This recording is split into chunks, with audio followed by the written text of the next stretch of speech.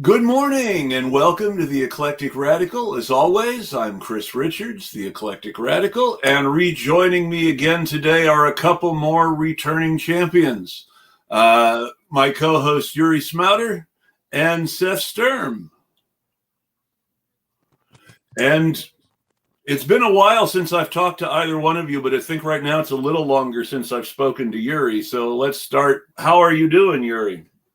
I'm doing good, doing as good as it can be. The world, of course, is constantly on fire, and I've been struggling with both health. For anyone who doesn't know, I have a digestive disorder, and this particular month was a really, really bad month. And then there's some personal stuff that I'm struggling with. But other than that, this week was a good week. Hence why I wanted to reach out and be on the show and whatnot. So I appreciate it. Hey, and Seth, how things been going for you lately? Personally, things are great for me. I can't complain. I had a lot of things going my way. Politically, things are the same in West Virginia and Of course. more broadly with the Democratic Party. And so we have a lot of work to do. And I know I am the odd man out even beginning to talk about Democratic Party politics with you guys, but it's what I do. It's what the fight I've been having for 4 years now directly. So I'm hoping, though, without saying too much, because I got to keep my cards close, I'm hoping that we'll see some movement in certain directions coming up. We're going to have some actions that we're going to take.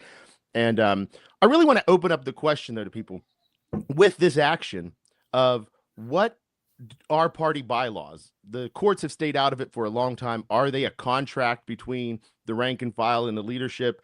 Is it enforceable? And right now we have two cases in West Virginia and Alabama, identical. I mean, identical. The DNC is taking massive action in Alabama. They're doing nothing in West Virginia. So we have this we have standing in West Virginia. We have an identical situation, same players, same rules violations, and two different levels of response. And right now they're telling us we have no recourse. So the question is going to become, well, do we or do we not expect the rules to be followed from the top down? And is there an enforcement mechanism to allow that to happen? I don't know how it's going to end up in West Virginia. I can say that in 2017, California Democrats went to court to try to establish whether or not they had any say in what their party delegates did with their votes at conventions. The Democratic Party's argument was, we're a private club. Who cares what the voters say? And the judge basically agreed. So in that case, the ruling does not address the question of whether or not these are enforceable contractually. They said those people didn't have standing. Our situation brings that into direct. I mean, now because you're actually part of the private club when all this happened, at least in theory. I was in the club, man. I was at the clubhouse and it was awful. Nobody wants to join that club, I'm telling you. And that's part of the problem. And I'm going to tell real quick, this is why I do what I do, and everyone can call me a fool if they want. If the party were forced to follow its rules that it's written, it's an institution we could take over easily. Oh, sure. The restriction that we have is that there's nobody saying these rules. And of course, they could change their rules. But as they stand right now, it's a very open party on paper. It's the enforcement and the people in leadership keeping that from being the case that keeps us from organizing. In West Virginia, we went from 10 years ago having all of the constitutional offices statewide and a majority in both houses to now being the worst represented Democratic state. And we have the worst representation of Democrats. And yet everybody gives Joe Manchin, who presided over the demolition of the Democratic Party in West Virginia, some credit for somehow saving West Virginia for Democrats. It's a joke. If you actually look at what's happening, you can see the downfall. And it tracks with the way that they started becoming more centralized. They stopped listening to people. They stopped engaging people. And now it's just become a reactionary party where they're like, well, we're so far right. What do we do to win? And they don't know what to do. Well, it's even more than that. It's at the point where they can only be reactionary because all they're concerned about is keeping their power. So they can't do anything but react when anybody tries to to. The other interesting thing. I mean, I was actually going to. I am a critic of the Democratic Party, and I am one of those leftists that says that fuck engagement with the Democrats. We have to break the two-party system. Putting that aside, though, and my friend Barry would get very angry conflating the Democrats with the NDP in Canada, but if you look at a party like the NDP in Canada, which is supposed to be the left alternative to the ruling Liberal Party and whatever. Yeah, but I would compare the U.S. Democrats to the Liberal Party. Exactly. I would compare the NDP to DSA, which claims to not be part of the Democratic Party, but actually is in every way that matters. Very fair arguments. But and what I was going to say is that when I interviewed Barry Weisletter of the NDP Socialist Caucus, who's backing a good friend of 1+1, Eve Engler, trying to be a leader, they're going. When I did an interview with Barry about the history of the NDP and the different federal leaders of the NDP, and of course comes the million-dollar question. Well, given that the NDP has always kneecapped people power movements, has been complicit in lots of crimes against humanity in Canada, why join the NDP and try to make it? Why not try the Green Party and all that stuff? And Barry had a very, very good counter argument, which is one I constantly am thinking of. And I think leftists in the U.S. have the same problem with the Democratic Party, which is, okay, you can say whatever you want about the leadership, that the leadership has been right-wing, right-leaning, pro-imperialist, Zionist, and all that stuff.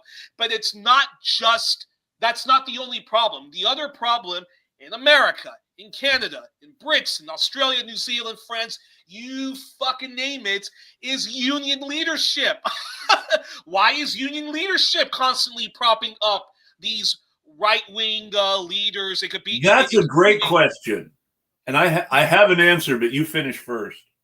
Yeah. So that being said, a long story short, that's a very good argument Barry brings up, and the other bizarre thing is that all the people, all the leftists in Canada who have huge followings, who complain nonstop that the NDP is undemocratic, that the NDP needs to be more left-wing, blah, blah, blah, and so forth, are the very fucking people who are now marginalizing Eve Engler and are saying to Eve Engler, you got to follow more of the rules. You just got to go through the vetting process. And if they don't want you, well, tough shit, go vote for Abby Lewis. Now, what's funny is on the account that got hacked, I had a couple of federal Canadian union leaders following me for whatever reason, so that was kind of cool. But in the U.S., probably in Canada too, to a lesser degree, but definitely in the U.S., which is my area of expertise, and to some degree in Europe, though not quite as much even as Canada. You, of course, have the problem of the anti-communist union movement of the 1950s. Exactly. In the United States, unions, and it starts with the New Deal and World War II and the most radical unions being willing to make deals with the wartime production of the ruling class in order to increase the piece of the pie that workers get for saving the country from the Nazis, allegedly. Yeah. So, but that's still collaborationism as opposed to confrontational collective bargaining. We had union leaders essentially making deals with the ruling class to protect the imperialist interests of the United States as it related to World War II in order to get better deals for their workers then. And you see this turn into, in the Cold War anti-communist union period, essentially a liberal Democratic Party takeover of union bureaucracy and a reorientation and a complete reorientation of union bureaucracy towards Democratic Party institutions in the 1970s. But I think you can also find the same thing. I would argue across Europe, but I'll just mention the ones I've been studying recently. So if you take take a country like Spain, Greece, Portugal. Those are three great examples, by the way, because they all had right-wing U.S.-backed dictators who were aggressively anti-communist and who controlled. Oh, no, not just any kind of right-wing leaders. We're talking fucking fascists. Yes. Franco, Salazar, and in Greece, literally the funny thing, fucking collaborationists and so forth. The funny thing about when all of those fascist dictatorships were, well, Portugal and Greece was overthrown. Spain, it was a restructuring, and the Faustian Pact was that, okay, we're going to allow you guys to have a two multi-party system and so forth, and us, the elites, will even allow you social democrats to win. But the deal is, y'all can't speak out against NATO, and when it comes to European Union, oh yeah. Yeah, don't expect any form of radicalism. And the original deal was you get high-paying defense jobs out of this for union workers, but there aren't any high-paying defense jobs for union workers anymore. Well, yeah, everything's gone to shit now, really. And I mean, the European Union. I mean, Christ Almighty. I mean, I'm not saying I support Brexit or anything like that. And in fact, until there is a real radical left movement across the continents, if there was ever to become some referendum of a country leaving the European Union, I will be holding my nose and hoping that people just remain and reform, because at the moment, the biggest critics of the European Union are the far right, and right now, across Europe, they're more and more powerful. The soft center right is starting to accommodate those right wingers, even allowing them to join their clubs. So I'm a reluctant. At the moment, I don't believe in reforming the European Union. I actually do believe it should dissolve. But until then, it's hold my nose, and I have competing impulses. Basically, in a nutshell, I have competing impulses. The Soviet Union finally made the decision originally to support the UN under the premise that internationalism is good and that we want more international cooperation that brings people closer to communism. But I don't know if the European Union, which is a capitalist scam run by France and Germany, is really an internationalist organization more than it is a politically empowering infrastructure for the European Central Bank. Well, it's that, and it's soft. Actually, I would say the European Union is like this.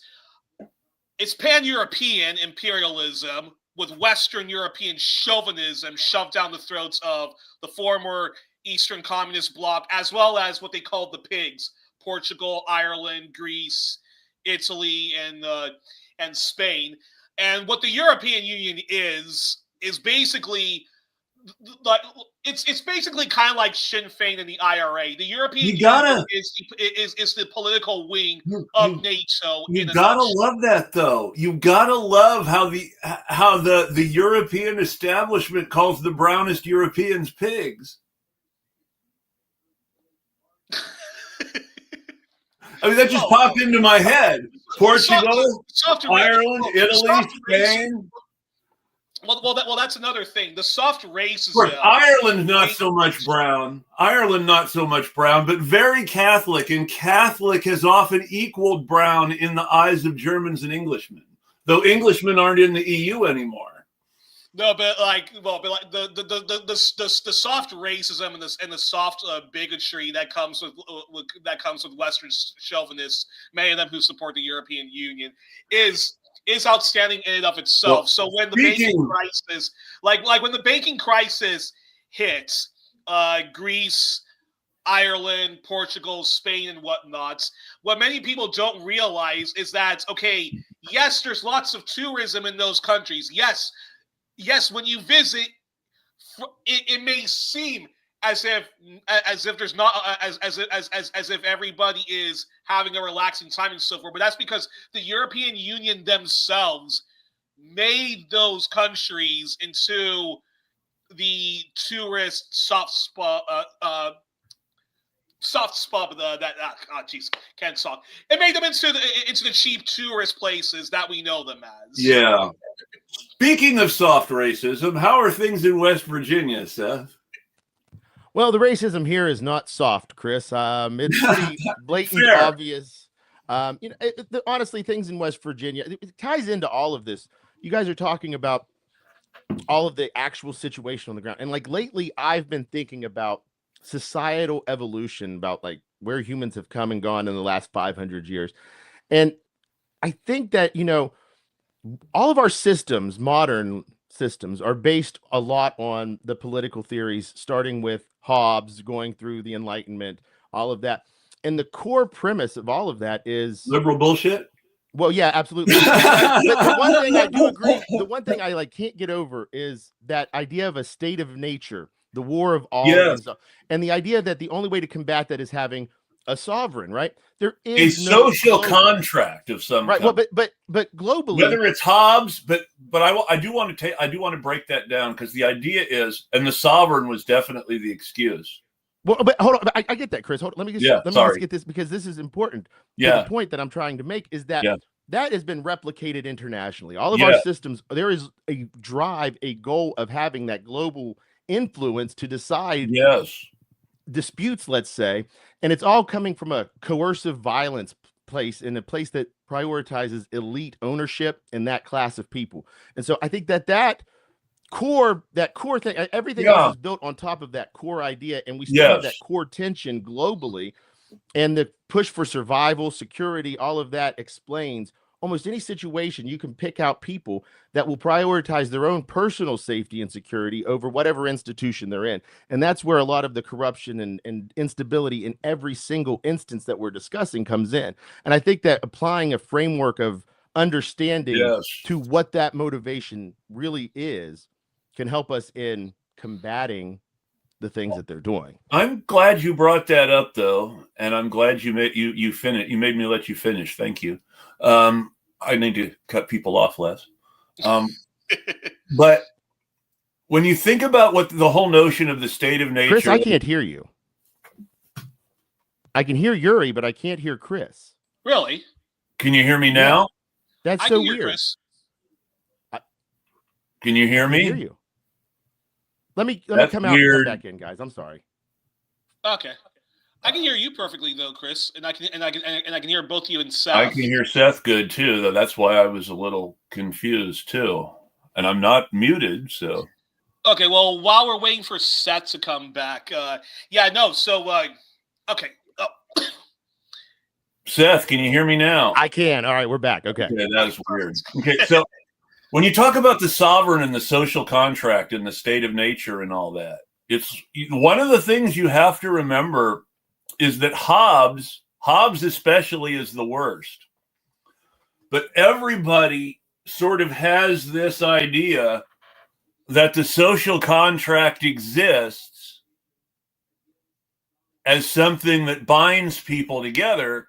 But I want to ask each of you a question, simple yes or no question. Have either of you ever been asked to sign the social contract?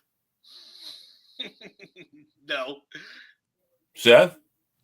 Yeah, no, I mean, no, but that's part of the whole theory, though. They address that when they're talking about building the social contract. But you're born into it. You can't choose. Well, but that's the whole thing, is that I don't like to use the founding fathers as necessarily good examples all the time, but it's useful to be aware of their arguments and how those arguments can be used to actually talk about freedom instead of just ruling class bullshit. But it's worth noting that the founding fathers said that their whole underlying logic for revolting in the first place, and there's a great progression to this. They were originally revolting because they were not represented in Parliament, and Parliament was making decisions for them, and they were revolting against Parliament and seeking redress from the king, which is to say they were not in rebellion against the king, they were only in rebellion against the king's government seeking legal representation for themselves. Now, as the conflict started to heat up, they started to get pretty pissed at the king because the king started to be even worse than Parliament. Because he just wanted to own everything and get his share of the money. He didn't actually care about, political concepts. He's the king. What does the king care about liberal bullshit? And the only reason the current royal family pretends to care about liberal bullshit is they are forced to by a liberal constitution, and they want to stay king. But what the founding fathers said was, we're in a state of nature. You guys have violated every single aspect of the social contract. We have the right to form our own social contract now. Fuck you. And I think that language is useful for worker organizing in the sense that workers are currently in a state of nature against their bosses. People are in a state of nature against their rulers, and renters are in a state of nature against their landlords. But not only that. In fact, and actually, it's really great that Seth is my co-panelist on here. Is the following: what are all European, if you even want to, what are all classic European liberal democracies? I'll even include Brits in that. What are they all influenced by? They all, to a certain degree or less, were influenced by a model of ancient Greek and ancient Rome liberal democracy before it was even called that. So when it comes to what even are people, what even are the masses, what even is like the masses, okay, you exclude women from that, you exclude any immigrants from that, you exclude any of the indigenous people who ancient Rome and ancient Greece and ancient Rome conquered and so forth, and then that model just gets applied in the French Empire and then and the British Empire. Because you mentioned Rome and Roman and Greek democracy, I've got another question for Seth. I'm pretty sure he'll understand this based on Virginia history and West Virginia history. What we talk about who's excluded? Indigenous people, women. There's another rather large group that was specifically excluded in ancient Rome, ancient Greece, and initial American democracy, specific to places like Virginia. What was this group? Slaves. Oh, well, yes, yeah, of course. And this is something that the Roman Republic, the Athenian democracy, and the American Republic all have in common, is slavery. And this is, by the way, oh fucking hell! So glad that you brought that up. And because lately I've been I've been thinking about like a lot of stuff that I was taught both in the U.S. and in my very Americanized European school, the International School of Brussels. And the more I keep thinking about ancient Greece and ancient Rome, the more I keep thinking of like, why the fuck are we like lionizing these these governments which had the most grotesque patriarchy, institutional pedestry, fucking slavery, and on top of that, we're grotesque empires. Because our ruling class enlightenment upholds their values. That explains everything. But that explains everything. I want to show you. I want to talk about something now that you brought it up that shows how the ruling class has to adapt to democratically forced changes in society from below. There was a very famous science fiction writer named Marion Zimmer Bradley. She wrote quite a lot of very good fiction, which was specifically considered feminist and pro-woman and blah, blah, blah, blah, blah at the time, and was really good stuff. What was that? The author, Mary who? Marion Zimmer Bradley. Okay. Not the Frankenstein lady. Okay, yeah. Marion Zimmer Bradley was married to an extremely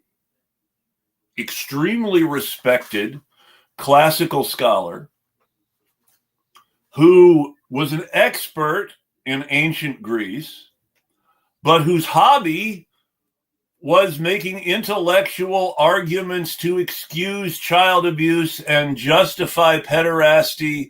And he was actually one of the founders of the infamous group Republicans love to attack to try to bash gay people, the National American Man-Boy Love Association, or NAMBLA.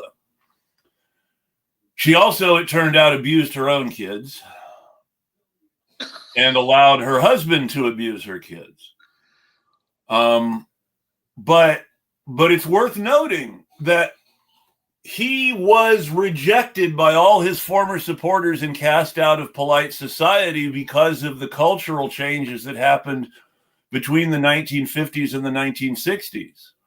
And that going forward, from the 1970s on, she had to be very careful about how she spoke about her ex-husband because of the desire to show that she had disowned him and his bad politics and was now safe to be around while still abusing her own children. And this just goes to show this sort of Western ruling class. I mean, this sort of idea that rich people have the right to their kids and the kids of the poor in a sexually predatory way has been around our ruling class for a long time. Well, I mean, talk about Epstein. Well, if you think about that, I mean, one of the worst. One of the worst crimes against humanity is of the settler colonial nation, whether it was Australia. Mm-hmm. It was less of Virginia. It was less of a degree in New Zealand, but the United States and Canada, of course, was the residential schools and so forth. Was legalized child abuse. Then and of course the Mary Magdalene Aslims of the Republic of Ireland. And the more I even do elementary research into that, the more and more like my stomach. The history of Catholic education in the U.S. and church education in the U.S. in general. Seth knows something about that. Well, I was getting ready to jump in here, guys, because this is very, very close to home. My grandmother was forcibly removed from the reservation in the 40s. Yep. The stories, I mean, like, she was rejected by her family afterwards for a long time. Took a long time for bridges to get built back in. She lives in West Virginia now. Today, even still, on the reservation, there is this connection between the Mormon church and the tribal leadership. There is a dependency almost on the generosity of the Mormon church. And anytime that they donate or give something, you should see the effusive praise that our president gives to them. And it hurts on such a deep level that I can understand why he has to do that, given the reality of the situation on the ground. But knowing the history of what was done and why it was done, and that ultimately the genocide is going to succeed. The culture of the Native American is gone. The diaspora is largely disconnected from their home regions. There's more people living in the diaspora than on the nations and on the reservations.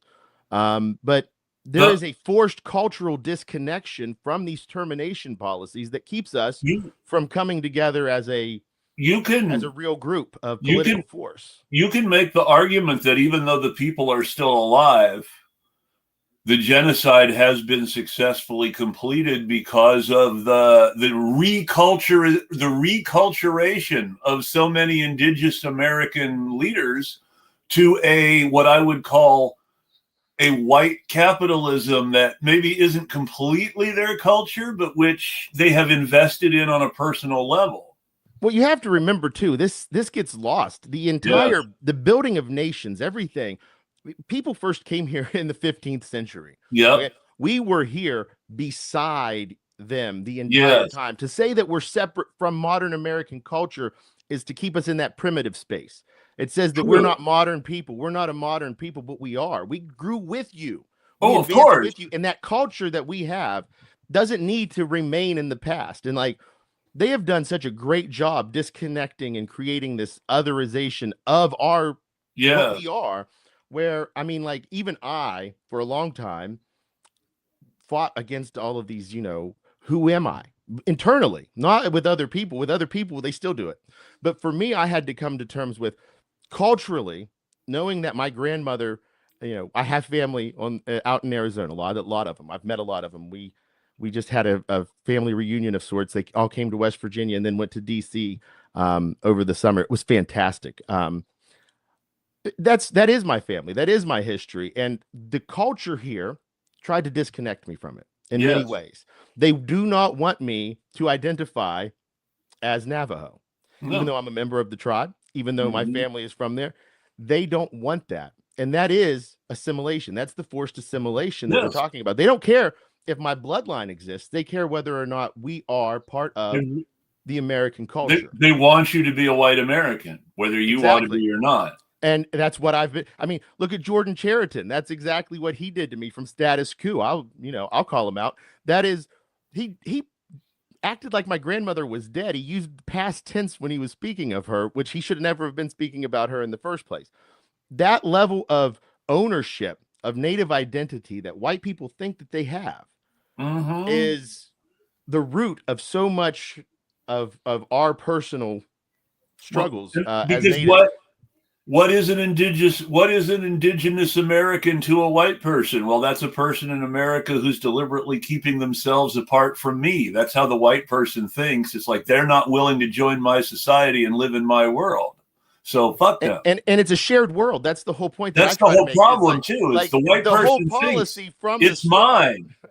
Right. And the white law is what's keeping people separate, not some indigenous American identity that was somehow made up. If you want to talk about made up, white identity is made up. You want to talk about what quote unquote white genocide. The real quote unquote white genocide is all these pan-Europeans pretending that all Europeans are some homogeneous white people, as opposed to the fact that England is still occupying and colonizing Northern Ireland and giving preference to the descendants of Scottish settlers over Irish. It's. I was going to say it. Well, no. It's this whole idea of white. To add on to that, what England has done to the Cornish people of Cornwall. Yes, I'm Welsh. What England has done to Scotland. the Anglophone, the quote unquote Anglophone side of my family is Welsh, so I understand. Well, doesn't that go to the broader point of the racialization? Like, they took all of this bigotry and the in-group, out-group stuff, and they shorthanded it. And they said, hey, there's a quick way to tell who belongs and who doesn't, guys. It's what you look like. Yeah. And that creates this whiteness that you're talking about that erases all of these cultural differences and flattens it out into this one thing. And this is why they're willing to call the Irish and the brown Southern Europeans pigs. And it's and then of course, not to throw in all those very thorny issues that is Russia and so forth like that. But if there is, like when the Ottoman Empire was declining and so forth, and the more reactionary elements, took over the Ottoman Empire, and that was declining, the Ottoman Empire was known as the sick man of Europe. Yes. Well, I can tell you that attitude and a lot of the racist arguments that comes with that attitude has basically been projected onto Russia, regardless of who's been in power. Whether it's Tsarist Russia, Communist Russia, and now libertarian capitalist Russia under Putin. Russia has always basically been like the bastard child of basically Europeanism, where they've never really been accepted. European chauvinism, Western European chauvinism says that the Russian is a strange alien who is closer to the Turk and the Mongol than to the Englishman. In fact, no less a personage than Karl Marx wrote a book about 18th century diplomacy, in which he basically uses 18th century diplomacy as this tremendous Russophobic argument why the British government should never trust the Tsar. It's called The Secret History of the Diplomacy of the 18th Century, and it's about the diplomatic engagement between the British and the Russians during the period of wars between England and France, where Russia ended up in the end mostly taking the French side, but the British kept thinking the Russians will be our allies this time. And basically this whole pamphlet by Marx breaks down to don't trust the scary Russians, which is hilarious. Oh my gosh, talk about weird irony. Yeah. Irony. Knowing that the Russians would go on to found the Soviet Union, it's hilarious.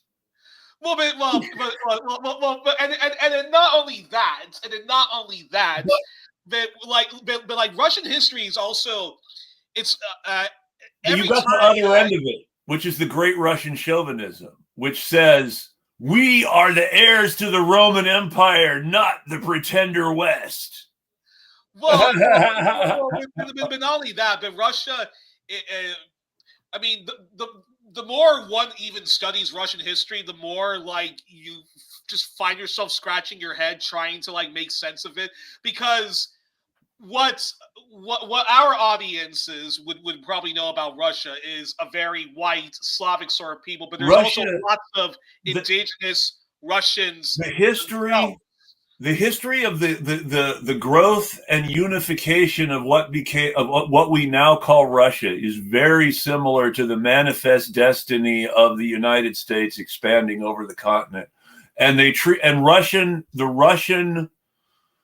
Russian ruling class, which was even more reactionary than the American ruling class, basically had remarkable powers for how to force integration or commit genocide as far as Russian history went.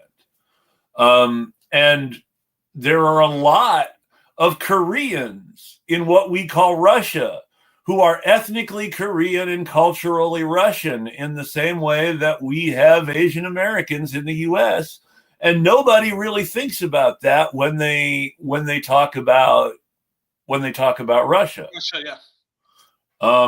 There are a lot of Central Europeans who are brown and look a lot like Central Asians. And I believe there's parts of even the, I guess you would say former Russian Empire under the Tsar, not the USSR, unless people really do want to get all giddy about that, where you have the Sami people. The really good Akira Kurosawa film, which I think mostly was faithful to real history, Derisu Uzala, is literally about like a Slavic white Russian explorer who meets an indigenous Russian who helps him get on his merry way and so forth like that. The ending was quite. I admit I would love to know more about the Sami. The main thing I know about the Sami is that they exist and that there was a movie made about a kid going through his rite of manhood and saving Samuel L. Jackson. Oh, I completely missed that one. Oh, that's just such an interesting movie. This kid is going on his. And I'm not sure how much is legitimately Sami and how much they stole from indigenous Americans. I have to warn Seth about that up front. But the kid is going through what would be recognized in certain by the white cultural myths about certain indigenous American cultures, as you kill your deer or your bear to become a man, sort of thing. Mm-hmm. But during the ceremonial hunt to become a man, he ends up, instead of just having a normal ceremonial hunt, a plane crashes and he has to save Samuel L. Jackson from terrorists. It's actually a good movie. I mean, I hate to say it, it's actually a good movie, and it tells people, hey, look, the Sami exists, so that's good too. But it's just funny because no, that sounds too cringy. Even I know, but it's such a that sounds too fucked up even for me to try to watch. But number one, it's just cool because you have someone saving a black guy instead of the black guy nobly sacrificing himself for the hero. So I mean, that's a total complete change. Instead of the magic Negro who's expendable, the black guy is now the damsel to be protected. Oh, I don't except I don't like it at the expense of fucking denigrating some. I just think it's very interesting that they chose to specifically cast a black person as the person to be protected, when in most movies the black characters are expendable, because that says something about the way they were trying to make the movie, if nothing else. It's so rare to see something where black people aren't expendable. That said, it's a very fascinating history, though, the Sami people of the northern countries, the history of the indigenous Greenlanders of I call it occupied Greenland. Well, everywhere. Well, is that ethnically speaking and politically speaking, the peoples of northern Russia, Alaska, and Greenland are all one people in a far more homogeneous way than any Europeans. I know, and that said, because they were all crossing the same polar transit route. No. But that said, what I find just so like cringy is when you hear, including, and you hear this from even the best leftists, the best anti-imperialist leftists who don't engage in anti-communist leftism, when they talk about Greenland. Or when you hear these fucking far leftists and people what imperialism they is talk there about the Nordic countries, it just really pisses me off. No. It's like A so-called communist is and it's one of the more annoying RCI Trotskyists and not one of the good SEP Trotskyists. But still, I should be less prejudiced.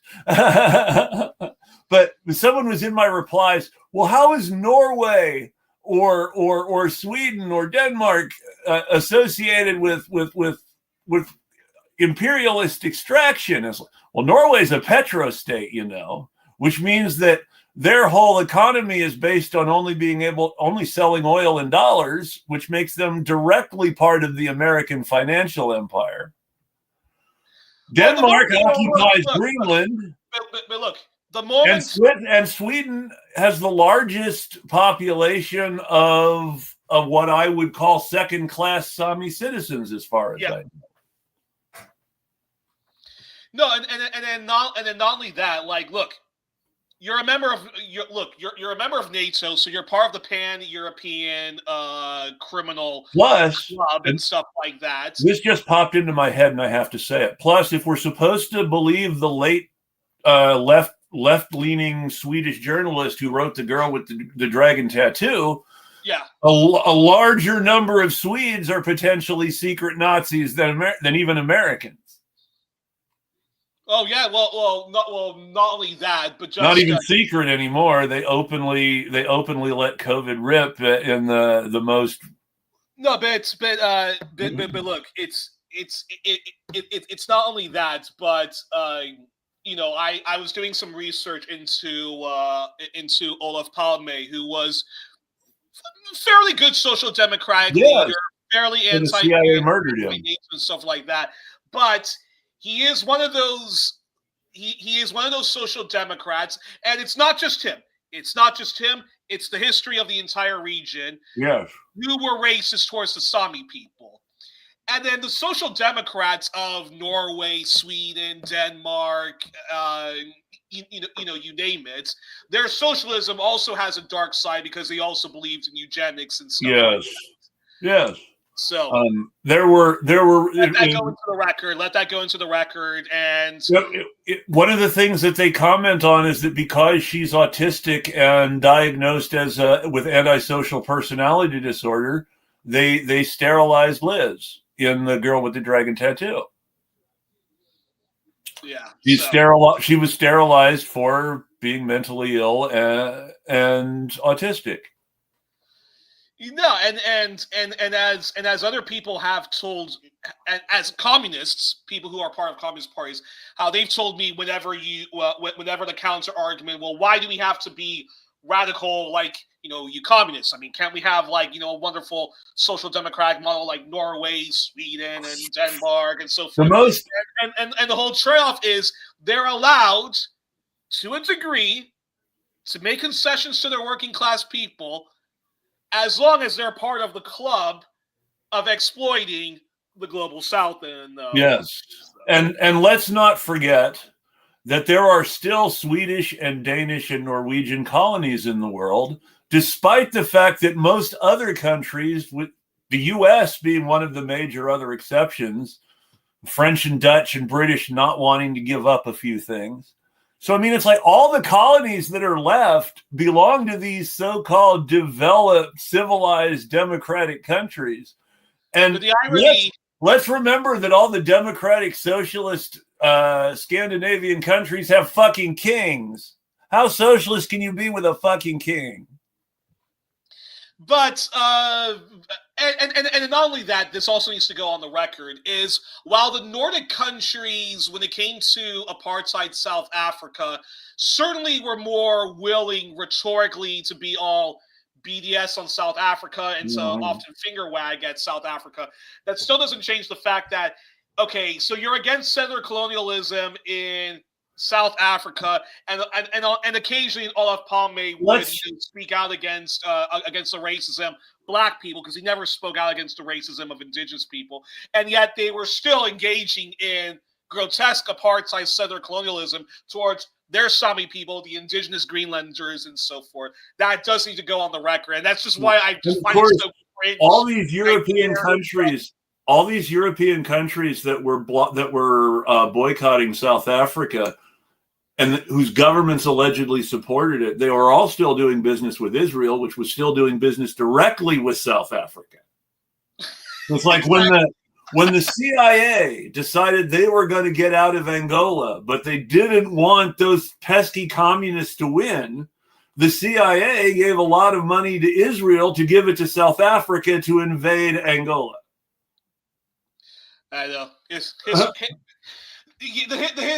history is full of tragic. Do you guys know who Jerry Bull was? Do you guys know who Dr. Jerry Bull was? He's Canadian, so Yuri should, but I think most people have forgotten about him.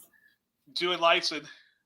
Dr. Jerry Bull worked for NASA and the Canadian Space Administration on what was called the High Altitude Research Project, which was essentially a supergun. It was designed to simply shoot shells into space to see how far into space we could fire a shell, in looking for alternate ways of getting out of the atmosphere as opposed to rockets. And it was really this remarkable idea, but they shut down funding, and Dr. Jerry Bull lost all his grants and ended up having to work for the CIA designing artillery shells for the group that the CIA was supporting in South Africa.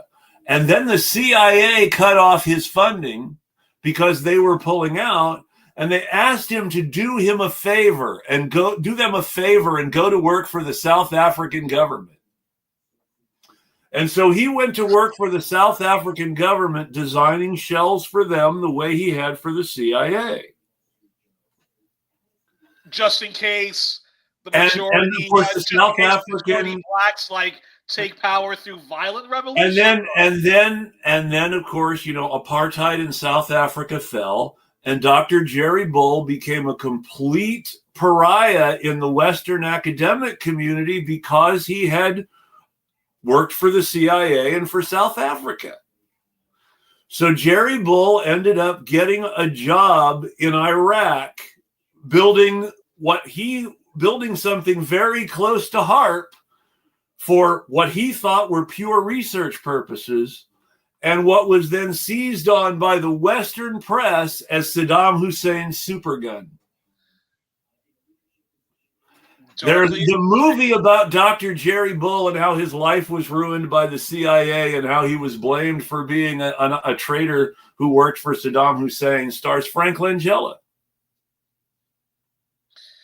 Iraq, Iraq. That's a whole entire conversation. Like, yeah, but what's hilarious is about how that country was really done dirty for being allied to the West. But the guy who was outed and smeared and attacked in the Western media during the first Gulf War for being the designer of Saddam Hussein's supergun, and who was prosecuted by the Americans and the Canadians after the war, was probably in Iraq at the time working for CIA. Fucking believable. But you know, and I mention it because Dr. Jerry Bull was Canadian and started out in this pure research. How's this for an interesting segue? Because we were talking about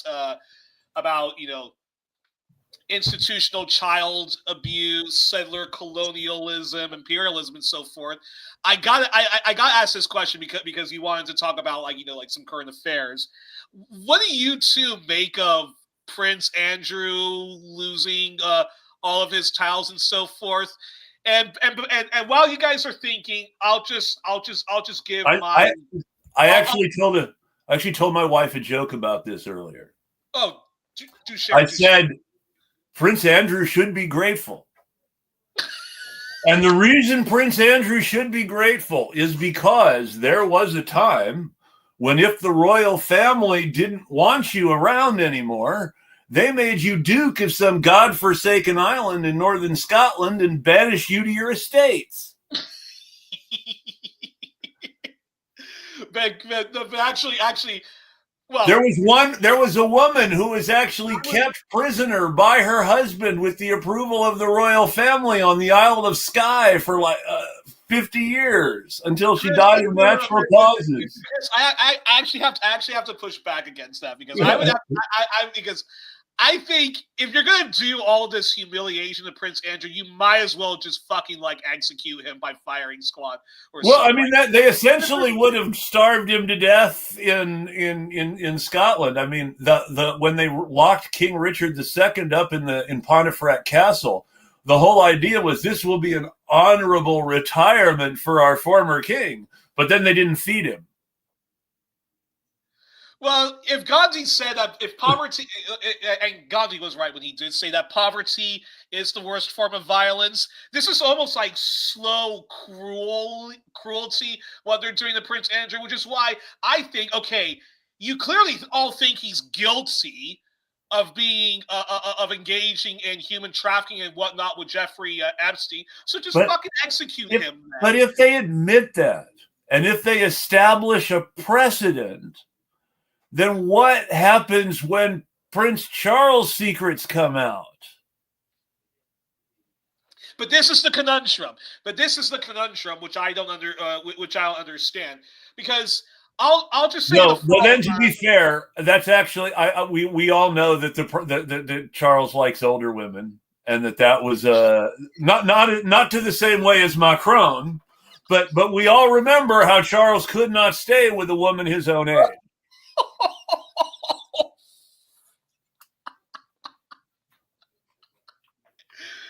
Oh wow! I wasn't expecting you. I had to make the Camilla joke. I couldn't help it. Well, I'll just say the following: if we really do give a shit about the victims, the human trafficking victims of Jeffrey Epstein, we should really be doing the following. At even the most minimal. and our stand on Israel. The British, in my opinion, really what this whole thing is about. Jeffrey Epstein was a CIA Mossad British agent that was engaging in human trafficking, sexual blackmail. Prince Andrew, from what Whitney Webb herself has told me on 1+1, was not a person who was the victim of sexual blackmail. He was a co-participant of it. Yes. That being said, if we are going to, so that being said, if we do think Prince Andrew, and clearly the media thinks Andrew is guilty of something, then either put the motherfucker in jail or just execute him already. Well, you go by stripping him of his title. I just think it's just, I mean, you could execute every single one, and I mean, I don't want to eulogize a ruling class victim either, but it's important to note that ruling class violence kills the ruling class too. I mean, on a strict criminal sort of sense, everyone Charles's age or just a little bit younger who's still alive should be executed over the whole Diana affair. The younger kids should be given the Andrew treatment, and there shouldn't be a British royal family. Well, yeah, but they're not going to do that, though. I mean, that's like they're not going to do that. I mean, Chris. I mean, they should be building guillotines in London. Chris, what you're suggesting is the equivalent of what Lenny Bruce once said: "If white America told the truth for one day, its whole world would fall apart." Like, you cannot get rid of the royal family. There's one better than that. It's as English as global imperialism. Here's one even better. Here's one even better than the Lenny quote. This was Bill Hicks. Bill Hicks said the problem is not that there aren't enough resources. It's the problem that a bunch of rich people control them all and decides who gets them. Yeah, in a nutshell. But yeah, now, for an American stand-up comic to make this joke, he had to be dying of cancer. Which he was. He didn't tell anybody until he died. But he was dying of pancreatic cancer during his most creative and effective career period. No, but I just as we now know, Chadwick Boseman, may he rest in peace, who was also doing his most creative work while dying of pancreatic cancer. No, but I just want to say also about the whole Epstein thing. One thing that does annoy me about even leftists who cover the Epstein human trafficking thing is I think there are some people who focus way too much on the Israel angle, and then of course with the corporate media, it's the whole Donald Trump his ties. And then when the far right douchebags cover Epstein, it's, oh my gosh, the Clinton connection. I've noticed. I find all of those coverages just boiling, infuriating. I've noticed a lot of anti-Semitic conspiracy coding around a lot of stuff that's related to Israel. I don't talk about it much because I don't think that it is as bad as some of the things that that Israel is doing, but it is important to gently push back always about the dual loyalty of certain politicians to Israel in the U.S. or Israel in the U.K., because their loyalty to Israel is part of their loyalty to their home country. Israel is the imperial thug on the street corner. If you want to think of the Middle East as a neighborhood in Harlem, then Israel is the Irish cop on the corner. No, I'm really glad you mentioned that because even amongst people I generally do respect, some of my criticisms of Whitney Webb aside, which we could talk about off the air, but that being said, when she did expose what Epstein was doing in her fantastic, very long series of Min Press News and elsewhere, I was actually quite shocked how many fellow leftists, including those who Israel is the number one issue they wake up to, weren't really covering this and weren't really even inviting Whitney Webb on her program. There's all these very creepy far-right libertarian douchebags that were like inviting like Whitney Webb to talk about it.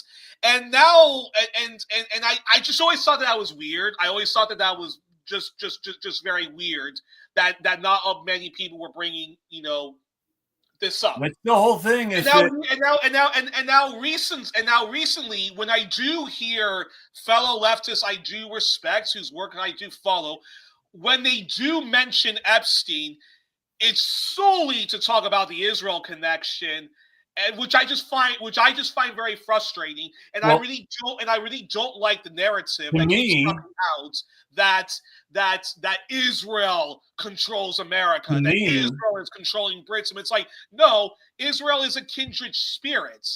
To me, the most important aspect of the Epstein case is this is about towny girls in Florida being preyed upon by wealthy rich people from all over the world, and eventually spreading the network of abuse, also eventually spreading out all over the world. But it starts as like the oldest thing in American politics, something I was just talking about last week with Connor, a bunch of rich people thinking that they own all the people in their resort. Jeffrey Epstein and his friends thought they owned all the girls who worked at Mar-a-Lago and the other places they hung out. They thought these girls were their property and they could do with them as they saw fit. This is a class issue. The wealthy believe they own the children of the working class and the poor. They believe they own their own children too, and that's nearly as bad, but it's particularly abusive when you understand that they prey on us. They prey on us as a class all our lives on multiple levels. They get us into their schools where they try to twist us around on these ideas of individual freedom that ultimately stop us from coming together and ignore our real need for individual freedoms that we don't have. Because I don't even want to make it just against individualism and versus collectivism. The way we celebrate individualism actually hurts individuals at the middle and lower class levels of society, because we never give them credit for what they do that makes the rich rich. We just give the rich credit for being rich. And then we let them steal from us, both economically, when they take our taxes to pay Elon Musk to run NASA instead of NASA. Oh, very good points.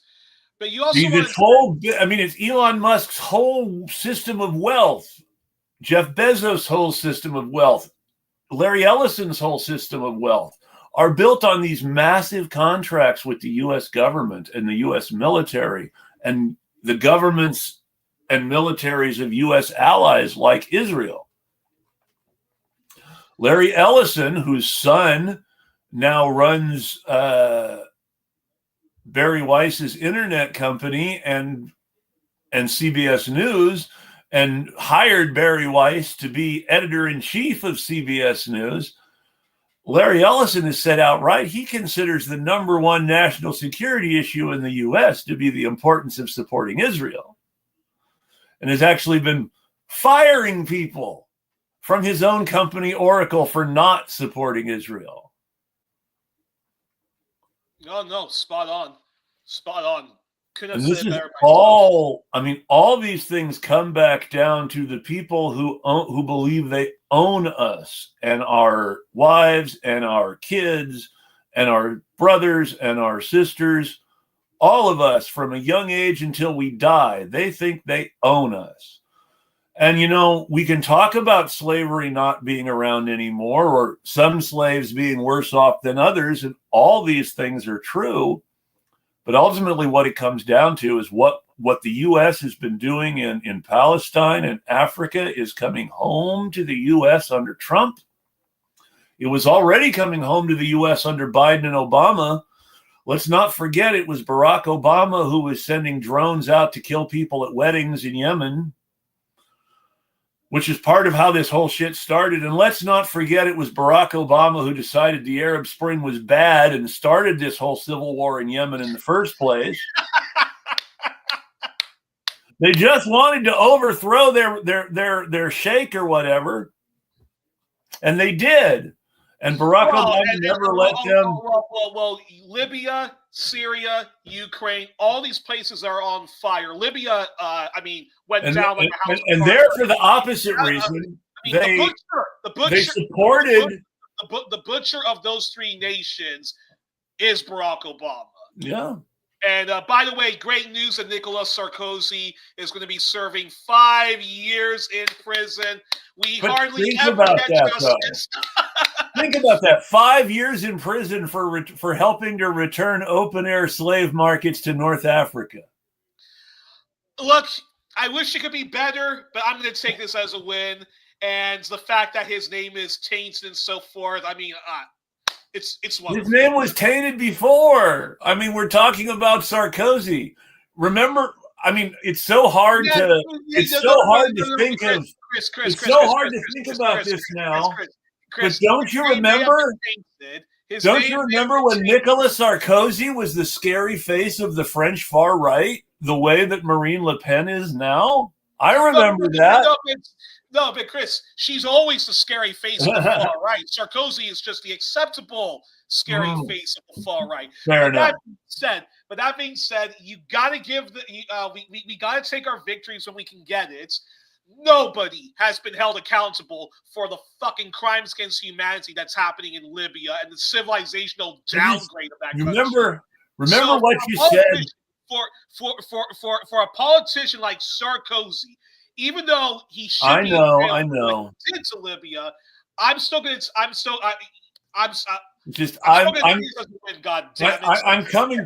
coming back to what you said about Prince Andrew is all I can say.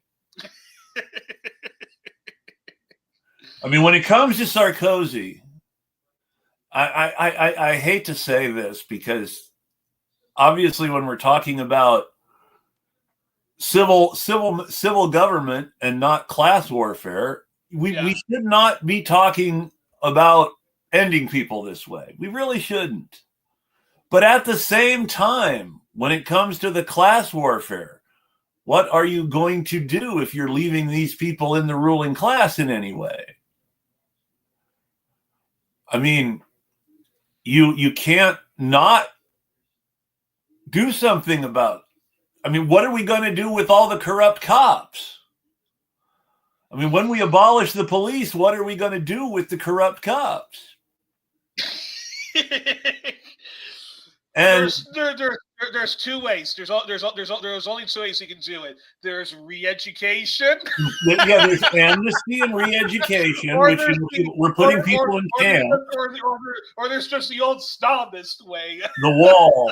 The wall, as the joke used to go. And as I used to sort of rebel against this, but more and more, I remember that an old acquaintance who was on my show once and who sort of disappeared since, which makes me sad. But an old acquaintance said, what would have happened if they had actually just, put all the Confederate generals and politicians and all the people who owned plantations in front of firing squads? And would that have actually been more effective for reconstructing the South? It certainly says a lot. Especially if we gave the slaves the plantations, which was the original implied promise of 40 acres and a mule, that we were going to give the land to the slaves. But if you honestly think about it, because that's a very good point you bring you bring up. Because if you honestly think about it, all of the anti-communists who say that Stalin, Tito, and all of the others from Bulgaria to Romania and so forth, who all complained that they were too harsh on the Nazis and so forth like that. I have other people who say to me that actually we didn't eradicate enough of them because look how quickly they got back into power. I was writing about this the other day because this week was the anniversary of the 1956 Hungarian Revolution. Now, the 1956 Hungarian Revolution started. Let me find his name again. Bela Hungarian Revolution. Not Bela Lugosi. 1956. Romanian, who did play Dracula in that overrated, overmarketed. Well, but Bela Lugosi was Hungarian. Is the fun fact, not Romanian.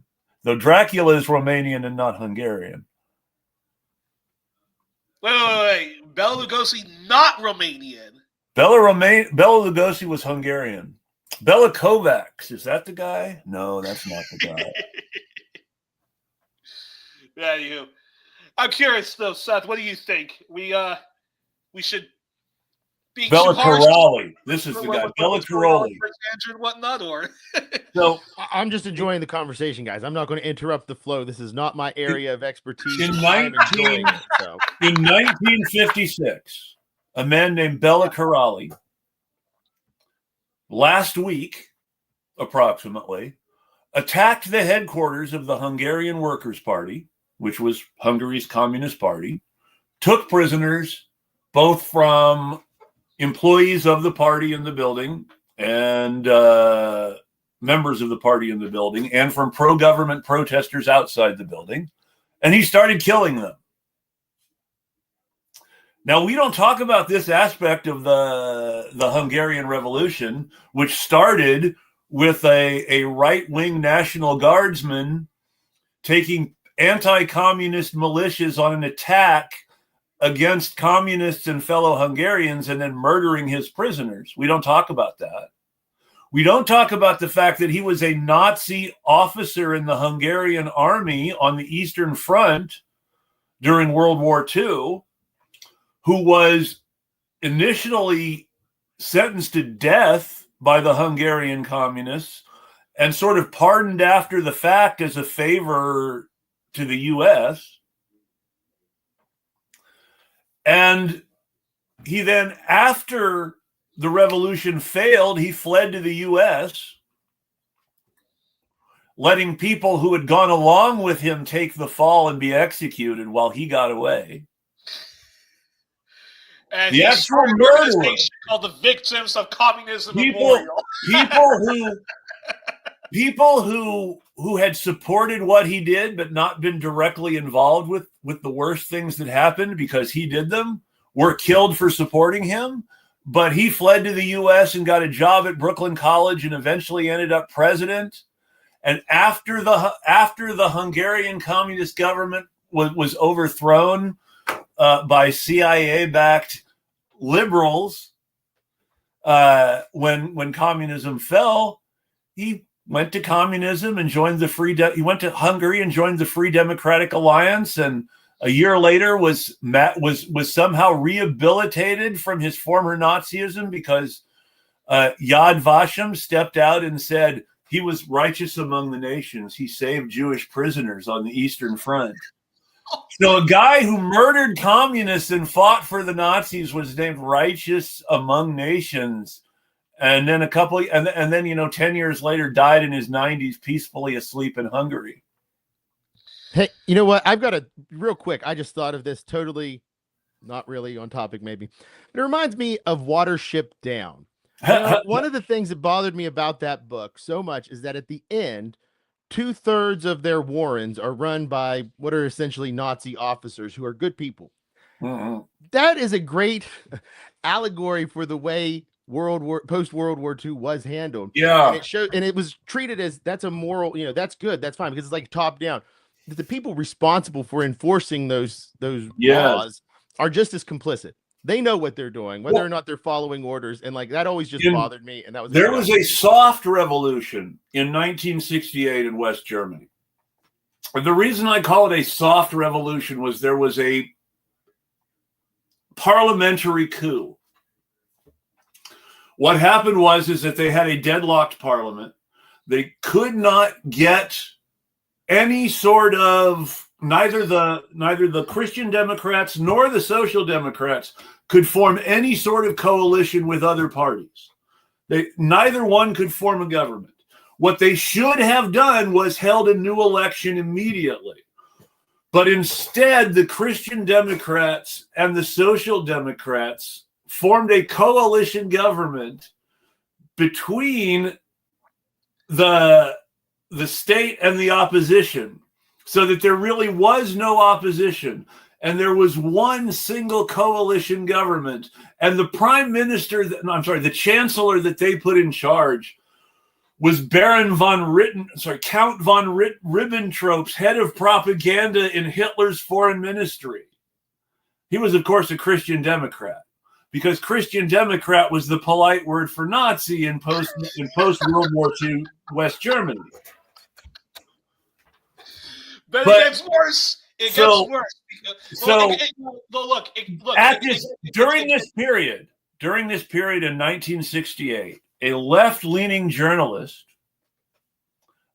named Elke Meinhof wrote, "The Nazis are in charge and they're going to kill everybody," in her diary. And not long after this, the federal police started shooting anti-Vietnam protesters in the head.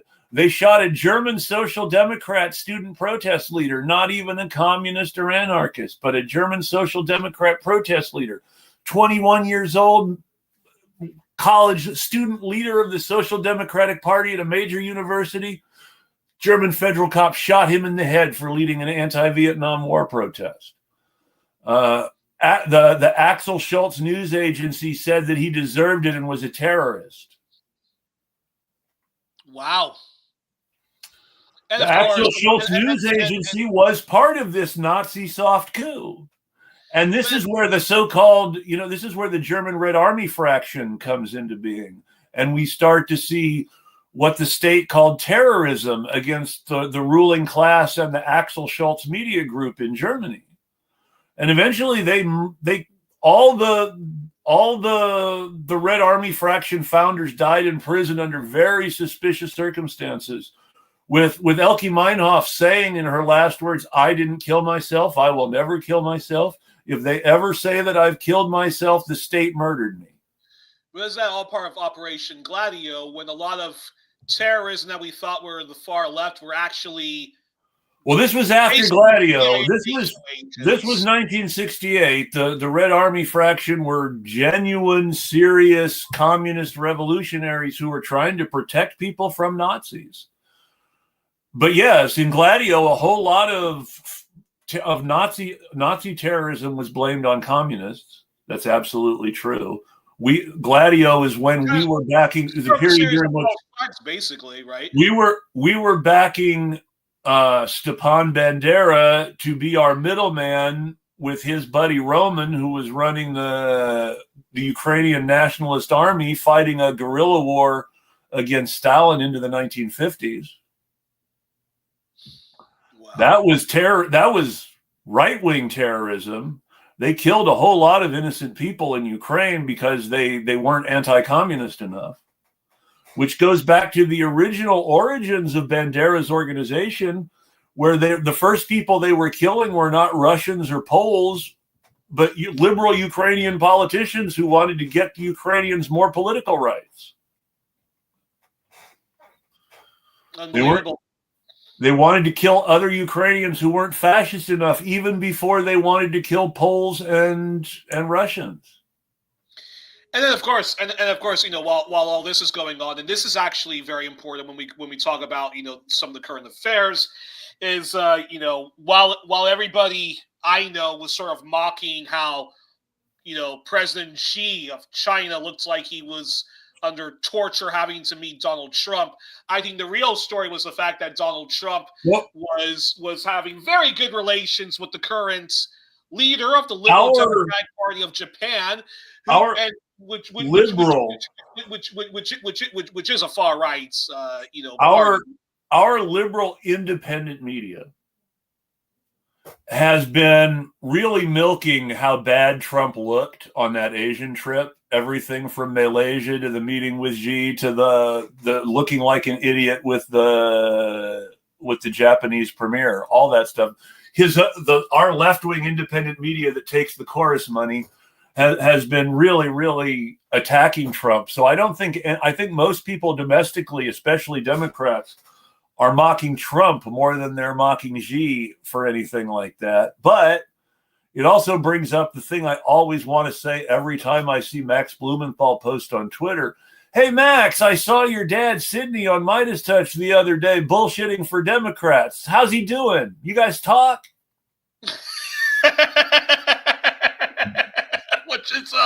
Which is a bit of another topic for another day.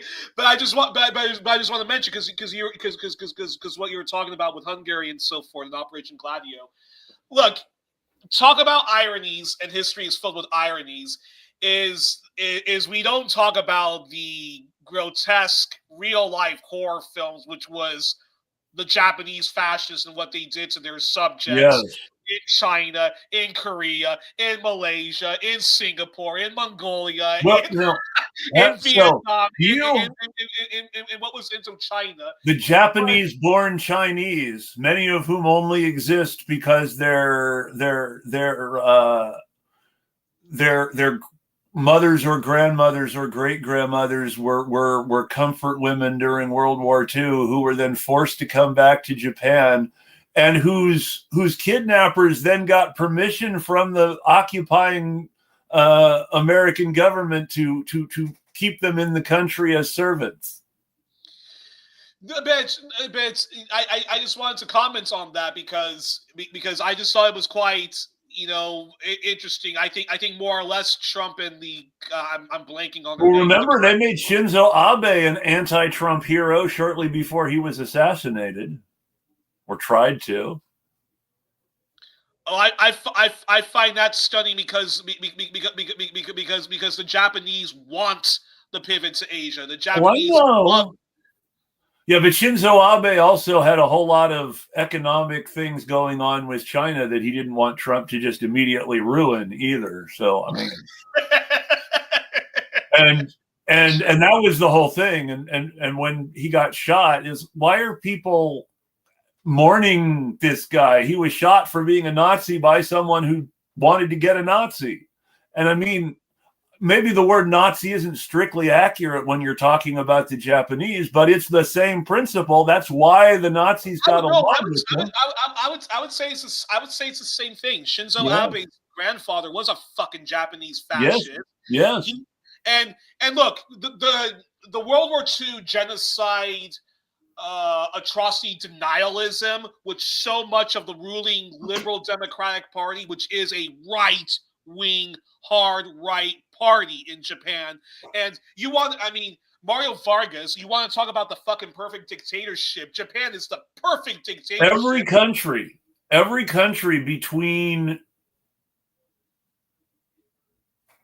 Poland and Japan that has a liberal Democratic Party has a liberal Democratic Party for the exact same reason. The CIA paid Nazis to call a party liberal Democratic. Yeah. No, Hitler actually said in something in Mein Kampf, we could have easily referred to the Nazi Party as the Liberal Democratic Party. And not National Socialism. That was just his way of just trying to call on working class people. Funnily enough, Bolsonaro of Brazil, his political party. Speaking of current events, there have been police massacres. Bolsonaro's political party is actually called the Social Liberal Party. Yes. So. Anyways, because they were the social liberals defending liberal democracy from communism with dictatorship and genocide for the CIA during the Dirty War. Yeah, it's quite unbelievable. But Chris, off the air, we have to sneak this in. You wanted to mention something about how we talk about class, and it was something that had to do with baseball. Oh, the World Series, yes. I do have to say I'm happy my Dodgers won the World Series the second year in a row. And while I was looking at some of the coverage on Twitter today, I saw somebody talk about how much the Dodgers pay their pitchers. And I just at least one communist really won some victories for his workers, because the reason that the Dodgers had to pay hundreds of millions of dollars for their pitching staff is because a man named Marvin Miller, who had worked for the Steelworkers, was hired by the Major League Baseball Association, the Major League Baseball Players Association, to be their first real president, because they had decided they wanted a real union guy to run their union. And he was one of the last actual communists in the labor movement. So his philosophy was the players should get all the money and the owners shouldn't exist.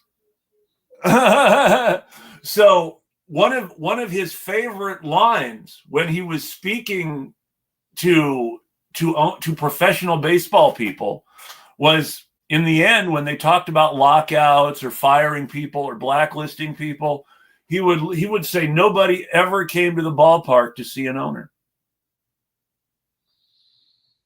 Very good points. Yeah, and I would agree with them. And you see this in big tech, where you've got this clown show where the CEOs are the clowns because they're trying to create a ballpark where people will come to the ballpark to see the owner.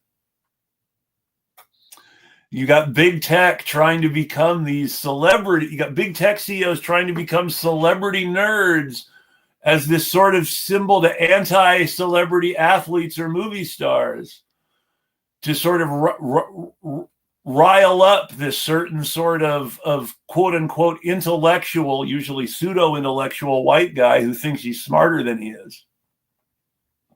I have to say, Chris, great job making baseball relevant to me in some way. I did not care when you started, and then you ended very strongly. I really enjoyed that. That's a great point.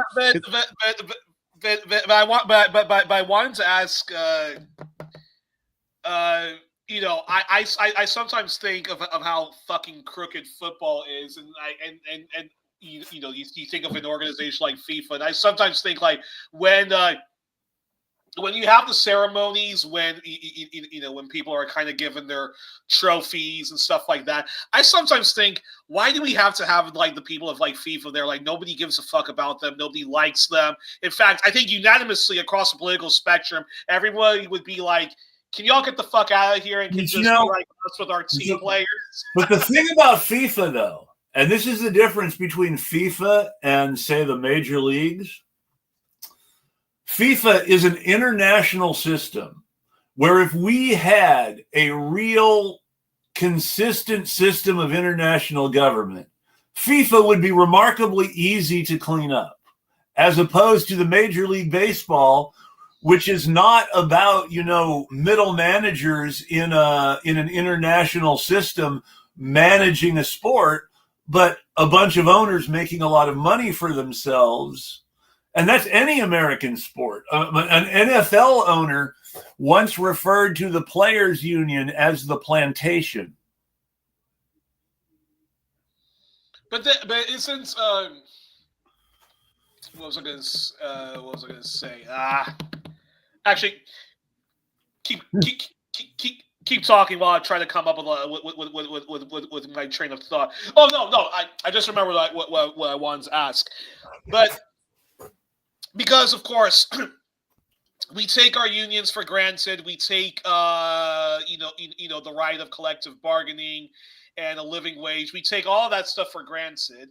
But having, studying the music industry and stuff like that, where you have no union, doesn't even the most capitalist industries, whether it's the film industry or the sports, actually show you a cautionary tale of actually how critically important union and workers.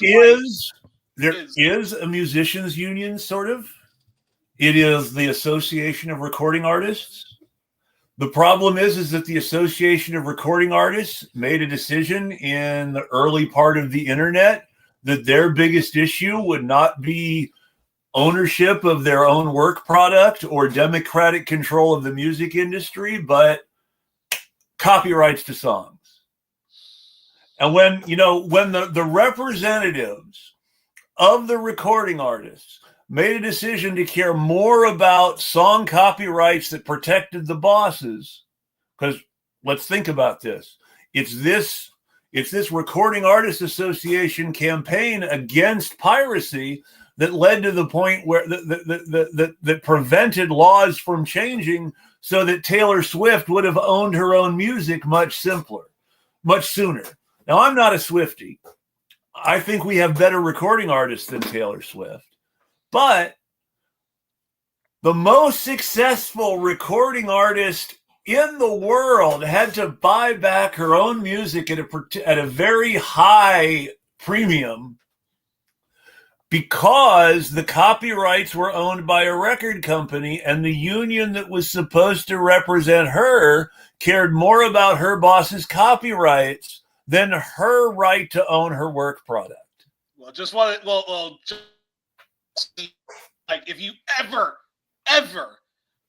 were an anti-capitalist or anything like that, the music industry is literally the definition of why you should be a left-winger. Michael Jackson. Michael Jackson. People will tell lots of stories about the ways that Michael Jackson was a bad person, and there are good stories about that, and I'm not going to tell people not to tell that truth.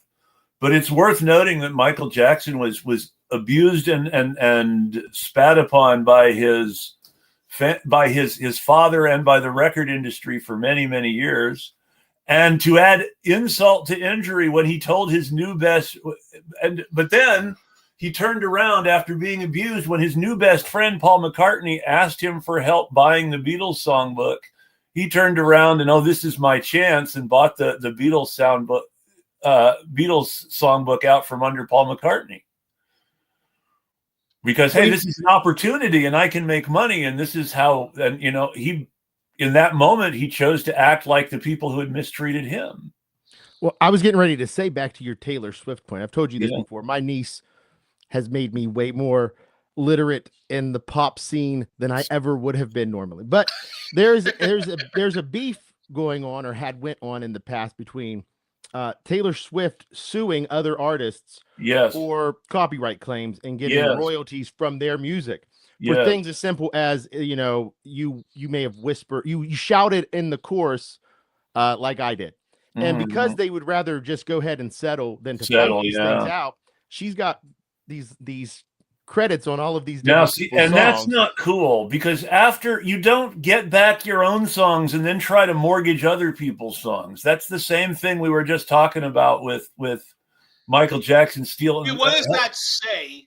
What does that say about just how, I don't know, just how fucking weird the fucking capitalist system makes the capitalist system attempts to teach everybody. Talk about grooming in the schools.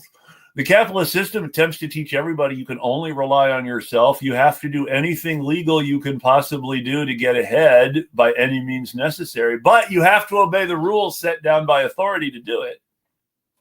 Even though said authority is rotten to the fucking core. Well, even though said authority does not obey its own rules, no less an old-time conservative than Edward Burke said there were two, that for the law to function properly, there have to be two groups, one to be bound by the law and one to be privileged by the law. That's, and in fact, while we are talking, this is a great segue to plug a movie folks should be watching, although you need lots of caffeine to stay awake to watch it. Stanley Kubrick's Barry Lyndon.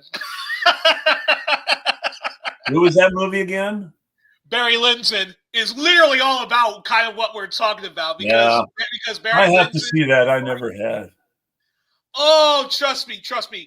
Okay, you do need lots of caffeine to stay awake, because it's a very slow period drama. But a lot of the stuff that we're talking about, I can tell you, very relevant if you watch that movie, because it's really a very good subtle critique of the British class system. And Barry Lyndon is Irish, so sure, make what you will with that.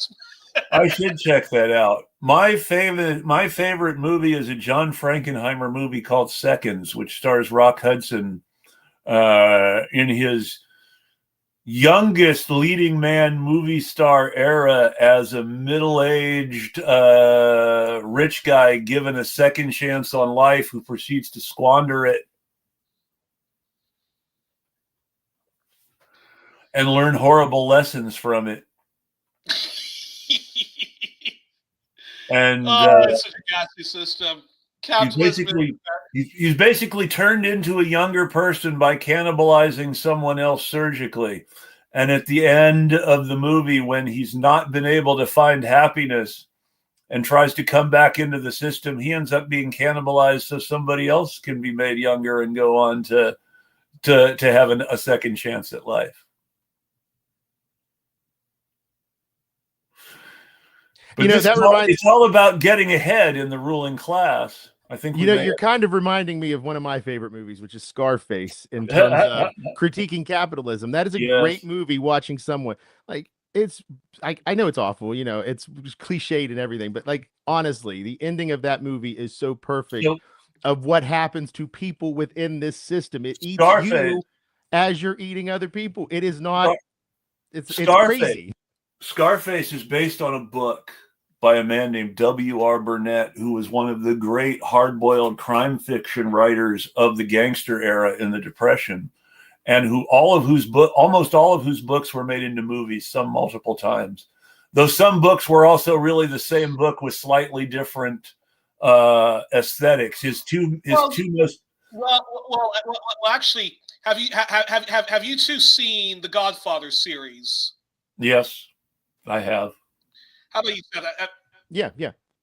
Okay, because here's an interesting thing about Godfather. I actually got the chance to rewatch it, and I have a very controversial opinion, which is not a very popular one when it comes to Michael Corleone. But I think everybody gives Michael way too much crap.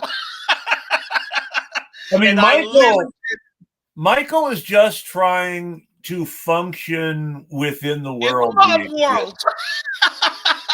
And he's trying to function. Why everybody gives Michael Corleone crap for being a mobster. What do you want? I mean, what else was he going to do on the one hand, and on that same hand, he's the one who's trying so hard to make his family not have to kill people anymore. He's the one who's trying to make them legitimate, trying to get them out of what he sees as predatory and into taking the money of the rich. No, and I'm glad that you mentioned that, but because I have to say this in defense of Michael Corleone, because I see so many film critics and whatnot and leftists. Okay, anyways, I have to say the following: if you really rewatch The Godfather, especially Part 2, now. Dude, like Michael tries his best. Michael really only kills after people who fire. In both Part 2 and Part 3, the central internal conflict is Michael not really wanting to do anything that he ends up having to do. That's the number one internal conflict in both of those movies. Michael just wants to have a good life for his family. And instead, the poison of where his family's money comes from means that he can never escape from the system without escaping from the money, and he's not willing to escape from the money. And that's what I find so. That's what I thought was so infuriating rewatching the movies, because if you watch Part 2, if you really like, remember Part 2, the following happens.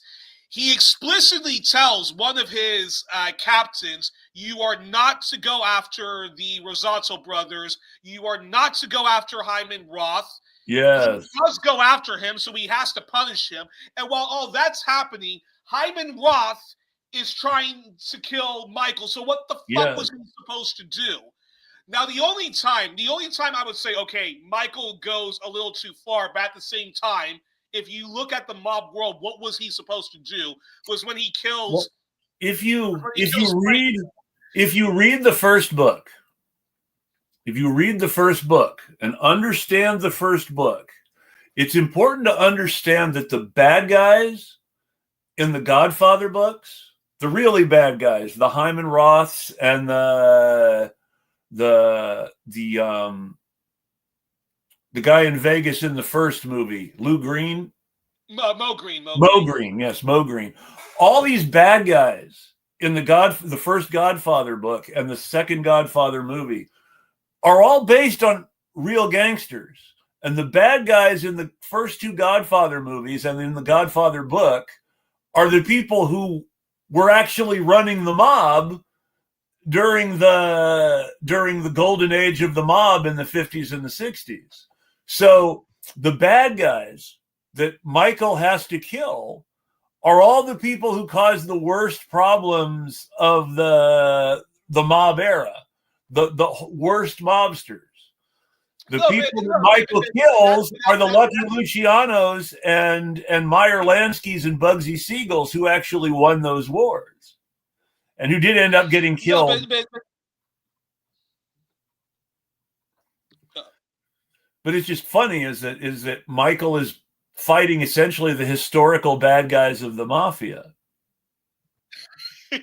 No, but that's what I thought was so furious when rewatching all the movies because for me it's like, okay, you can criticize the mafia by all means, like criticize them, but what the fuck was Michael supposed to do? Well, and Michael is trying to be patient, and it's other people who keep bringing harm to him. The fourth movie, which was never made and would have starred Andy Garcia, was going to be all about, they did write the book, but the book was never made into a movie, was supposed to be all about how the Corleone family lost everything and became poor people and common crooks and went to prison and died and all this. And basically it was the whole Greek tragedy thing. Michael brought them to their highest point of success, but then was personally destroyed because of all the toxic gangster stuff that still existed underneath. And Andy Garcia's character, who's essentially Sonny Jr. and has all of Sonny's problems. And Andy Garcia's character would then preside over everybody dying or going to prison as things descended back into the street crime from which it originated. No, but that's what I thought was quite annoying when rewatching the Godfather movies is that Michael is actually, if you really think about it, he's actually in the right the entire time. As close to anyone is to being in the right. Yes. Well, isn't that kind of the point though? Is like within the system that you're operating in, there's always a logical reason to do the things that are done. Yes. For whoever is making that decision. But not necessarily, because when you look at it and you look at how things change, you have this transition from crazy people doing crazy stuff in the street to rational, logical, organized thinking to try to build something that will benefit people and take money from the rich instead of the poor. Back to this degeneration into where it came from because you can't get away from the origins. And that's sort of the Greek tragedy of everything, which is you can't escape your origin story. And every capitalist fortune has a capitalist crime lying underneath it, poisoning it, making it hurt everyone it touches. But that's the point I'm trying to make, basically, is that you can't work with, like, in that system, all of these things are making sense. He tried to do the right thing, but if that system doesn't change, the system fundamentally, then it will destroy you and eat you up along with it. It's like all the good politicians who turn into the thing that they object. This is the lesson. The Godfather is the lesson of the Democratic Party. You come in as a fresh-faced veteran of World War II, full of optimism and idealism, who believes the best about everyone and everything. And you end up an old man dying in the park, remembering your daughter got shot and it was your fault. But listen, it gets deeper into that, which is actually why I actually respect the trilogy much more than I originally did.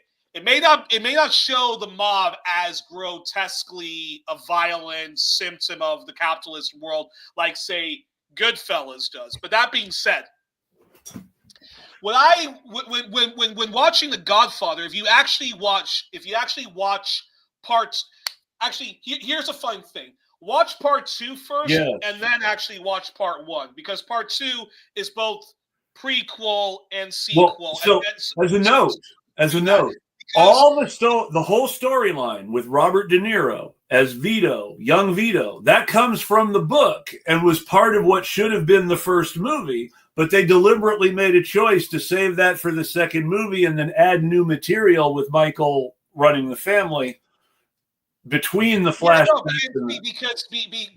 Because if you study the history of the mob, and not even just the original Sicilian Cosa Nostra, but even the Yakuzas. The mafia is a symptom of a decrepit capitalist system, which we used to call feudalism. Well, you talk about the triad, and one of the biggest myths of the mafia, and Hollywood has done a horrendous job in propagating this myth, is that the mob were these kind of Robin Hood type of characters. When no. Well, because if you really do believe in helping out the working class and their grievances, you join communist movements. But the mafia is a symptom. Is just another ugly symptom of what capitalism is, because they bleed dry the farmers. They bleed dry the person who has a convenience store, the person who is selling their fruits at just at markets and so forth like that. Mafia. So Vito Corleone is this. He's a guy who's escaping that awful system. He's been marked to die as a child. He's been marked to die as a child for who his father was. Yes, and his whole family gets wiped out from the mafia. So that should already debunk the myth that the mafia are a bunch of Robin Hood type of characters. Now, when he flees to go, he tries to be a Robin Hood type of character, but he ends up becoming rich too. Yeah, exactly. In a nutshell, Vito Corleone becomes literally a product of his own environment. Robin Hood versus Robin Hoods. Now, but the mafia is organized crime. Organized crime comes out of this pseudo-nationalist myth in so many cases. The mafia in Sicily, the Camorra in Sardinia and Corsica and Naples.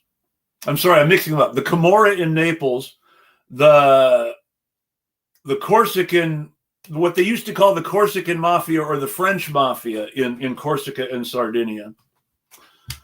The French Connection for fans of the late Gene Hackman. James Bond's father-in-law was the boss of the Corsican mafia in the Ian Fleming books and the original Sean Connery movies. Though George Lazenby marries the mobster's daughter and not Sean Connery. But what's fascinating is like I was saying, the mafia was a reactionary response to a decrepit capitalist feudal system in Sicily and other places. They're fake populists, if you really want to call them that. And so yes, but the triads in Hong Kong founded themselves on the same myth. They said, we are fighting against the Qing dynasty to restore Chinese home rule. And that being said, the Yakuzas were disgraced samurai clans who were fighting against the illegal dictatorship of the shogun to restore the emperor.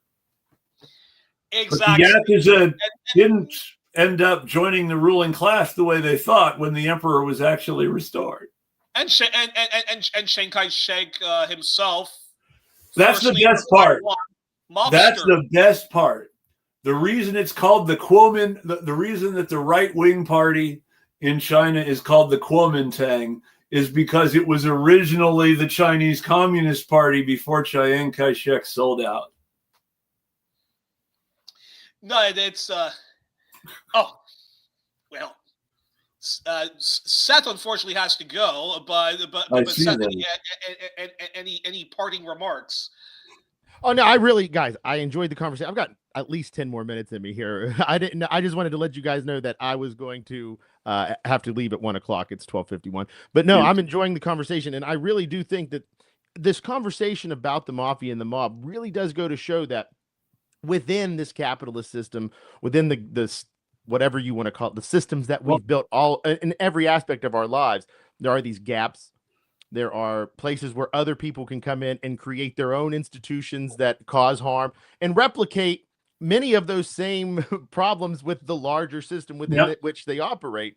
And how there is a like, for me, there is a question of whether or not we're entering into a new era. Like, I really truly do believe that modern statecraft is based on something that has come and gone. You know, we were managing scarcity. They used violence to direct it at the marginalized and the poor. And we're at the point now where we all have phones. Scarcity is enforced by policy. There is no famine that isn't political type of idea. And if we could move around the elite framework that they've built to prop themselves up and to maintain their status, we have everything we need to facilitate life on earth for people. And we've got to make a decision that governance and what we do is more about facilitating life. Everybody in the world, and I hate to hold up China as the perfect example because I think we can, in the long run, do better than China. But everybody in the world could be doing at least as well as people in China if we just were willing to make tweaks so that the international system was the real government and national governments were actually down the ladder from the international committees. But even then, in order to have control, you would have to have something like the Soviet system of worker democracy, where you have people electing people at every level. That if someone at the top screws up, then the people, because let's remember, the thing that American politicians really hated about the Soviet system was that there were consequences for politicians who fucked up too much. The worst thing about the Soviet system for both the Soviet politicians, which is why they were so willing to liberalize when ordinary Soviets might have not wanted things to liberalize as much, was the fact that bureaucrats and politicians were held responsible for their actions to a certain degree. If there was a food shortage because of your political mistake, you would probably spend some time in what they called a re-education camp, doing real work, reminding yourself why you should be closer to the community and not be bad to them. The idea being that if people do some real work for a while, they will understand how lucky they were to be politicians and be more responsible. I mean, ultimately, even the system that Brezhnev presided over, for all its flaws, was still one where if you fucked up, you were going to have to face some consequences and spend some time doing real work with other working people. Yeah. The way that the candidate for president of the UAW here in the States, the United Auto Workers, running for the SEP, of course, said some of these guys running the union need to go back to the floor for a while.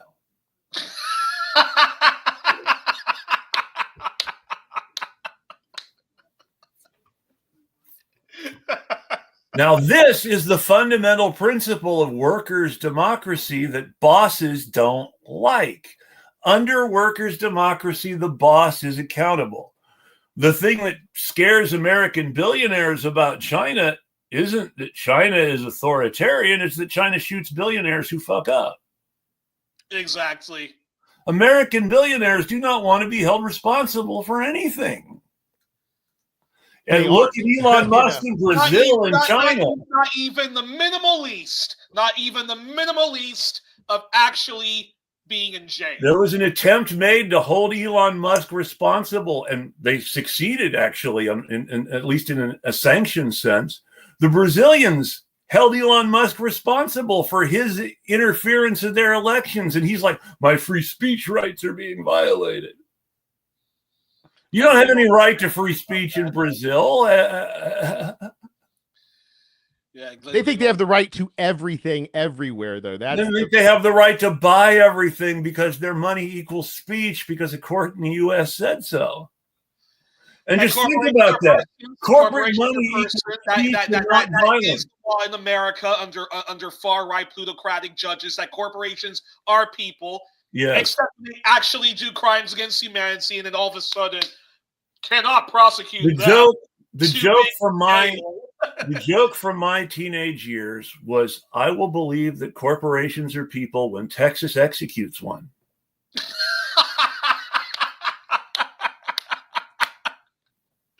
Or when California stops electing them, or when West Virginia stops letting them do roughshots around. That's a really great point too, and it's something that most people would understand that and go with it. But the legal systems and the way in which they operate within them, they have to create these new rules that they can then point to and say, no, legally they are. But it doesn't work on any other level of the legal system than the one they're specifically trying to enforce.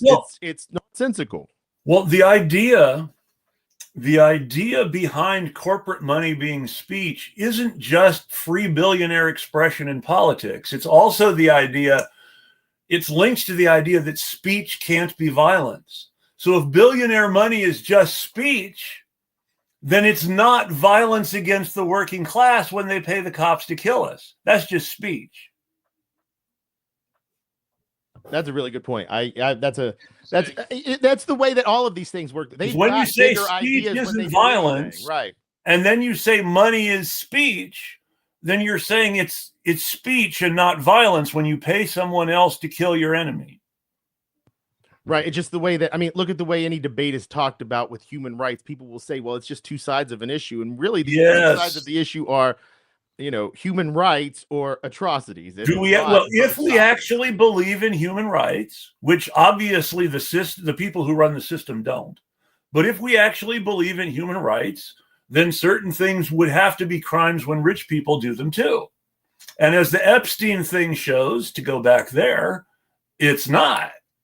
If poor people do things, it's illegal. But if rich people do them, hey, they're just having a good time. And some of those people involved in the human trafficking scandal of Epstein, literal mobsters. What's the difference? And look. What's the difference? That's an interesting thing in and of itself, is that the mafia, when the state wants them and needs them, the mafia are the enforcers of the grotesque capitalist system. The Yakuza many times have collaborated with the ruling liberal democratic party to keep unions in line. In America, the mafia is always employed to make sure that the unions stay in line and that the most radical get whacked. The bad guy in the first Godfather movie, Don Barzini, is based on Lucky Luciano. Lucky Luciano was released from prison on the condition that he go back to Italy after World War II. He was in prison on a drug beef. After World War II, when he was released because he got the Italian mafia to help the OSS get all the intelligence they needed for the invasion of Sicily.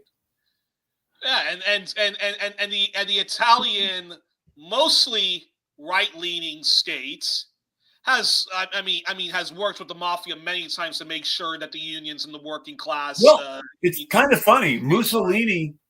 Mussolini worked with the so-called anti-mafia hero of the peasants, who Mario Puzo, who wrote The Godfather, wrote the book The Sicilian about.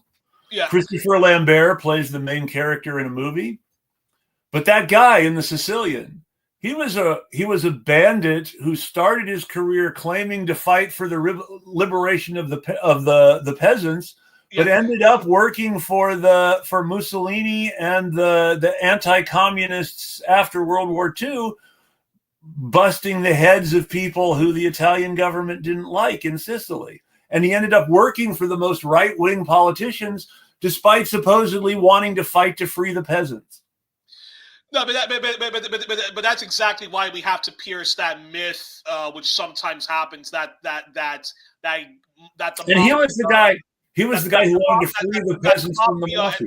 And local gangster hoodlums are these sort of like Robin Hood thieves and chiefs, when in reality, and this goes back to the whole system of imperialism. Mm-hmm. Imperialism runs literally like how the mafia runs at the end of the day.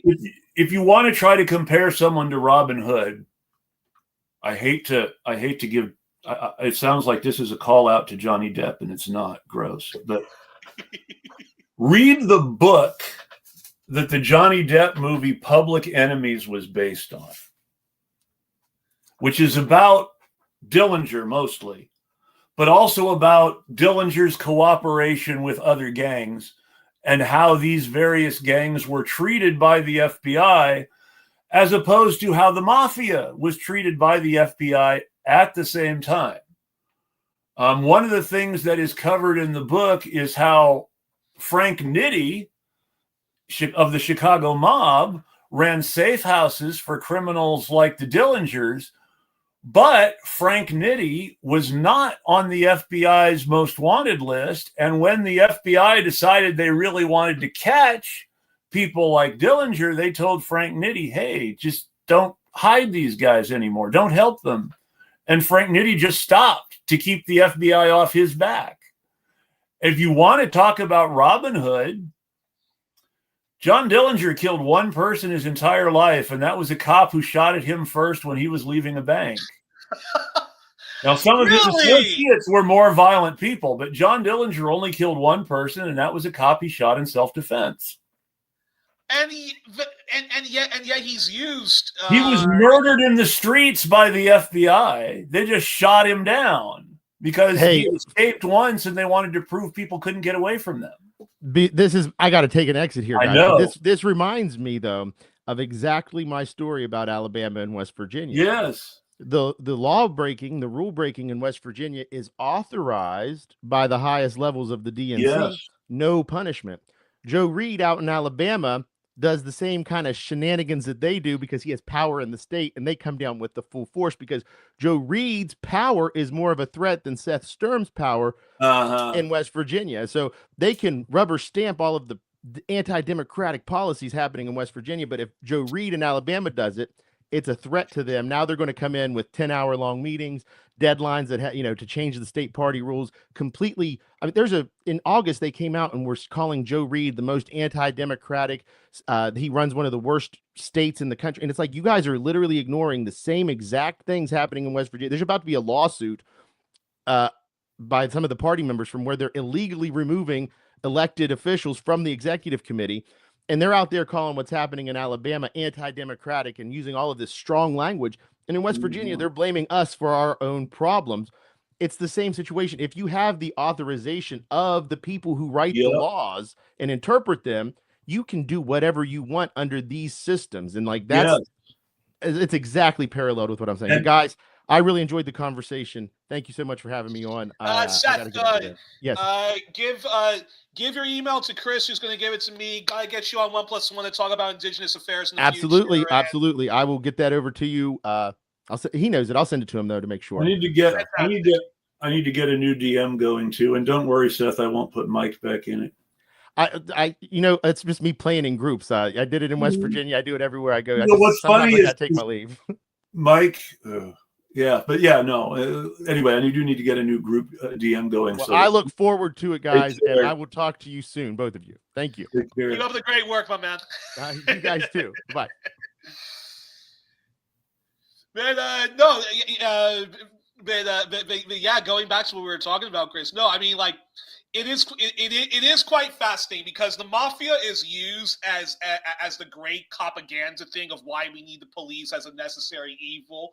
But honestly, and I really do encourage folks study them all. Study bank robbery. Study the history of bank robbery. Study them all, and you will find that the mafia is just a grotesque reactionary symptom of decrepit capitalism. And when need be, the states, the capitalist states, is going to use the mafia to keep the working class in line. The mafia is like the feudal system, like you said, where power flows from the top down and money flows from the bottom up. Which is, that's just a recreation of our own system. Even how the mafia is run, the soldiers, the people who get made captains, it all kicks back to a boss. Yes, and the captains are made captains because of their ability to earn money for the captains as soldiers. And the captains then become underbosses or bosses because of their ability to earn money for the people above them. And anyways, I find that hilarious because there still is this stupid kind of like weird normalization. It's the same lie. Work hard enough and you can be the boss too. And only a handful of people actually get it. Most of them are in prison or shot. But I'll tell you something funny because to push back more on the mafia myth that the mafia are kind of like Robin Hood and whatnot. So I was watching the Graham Norton show.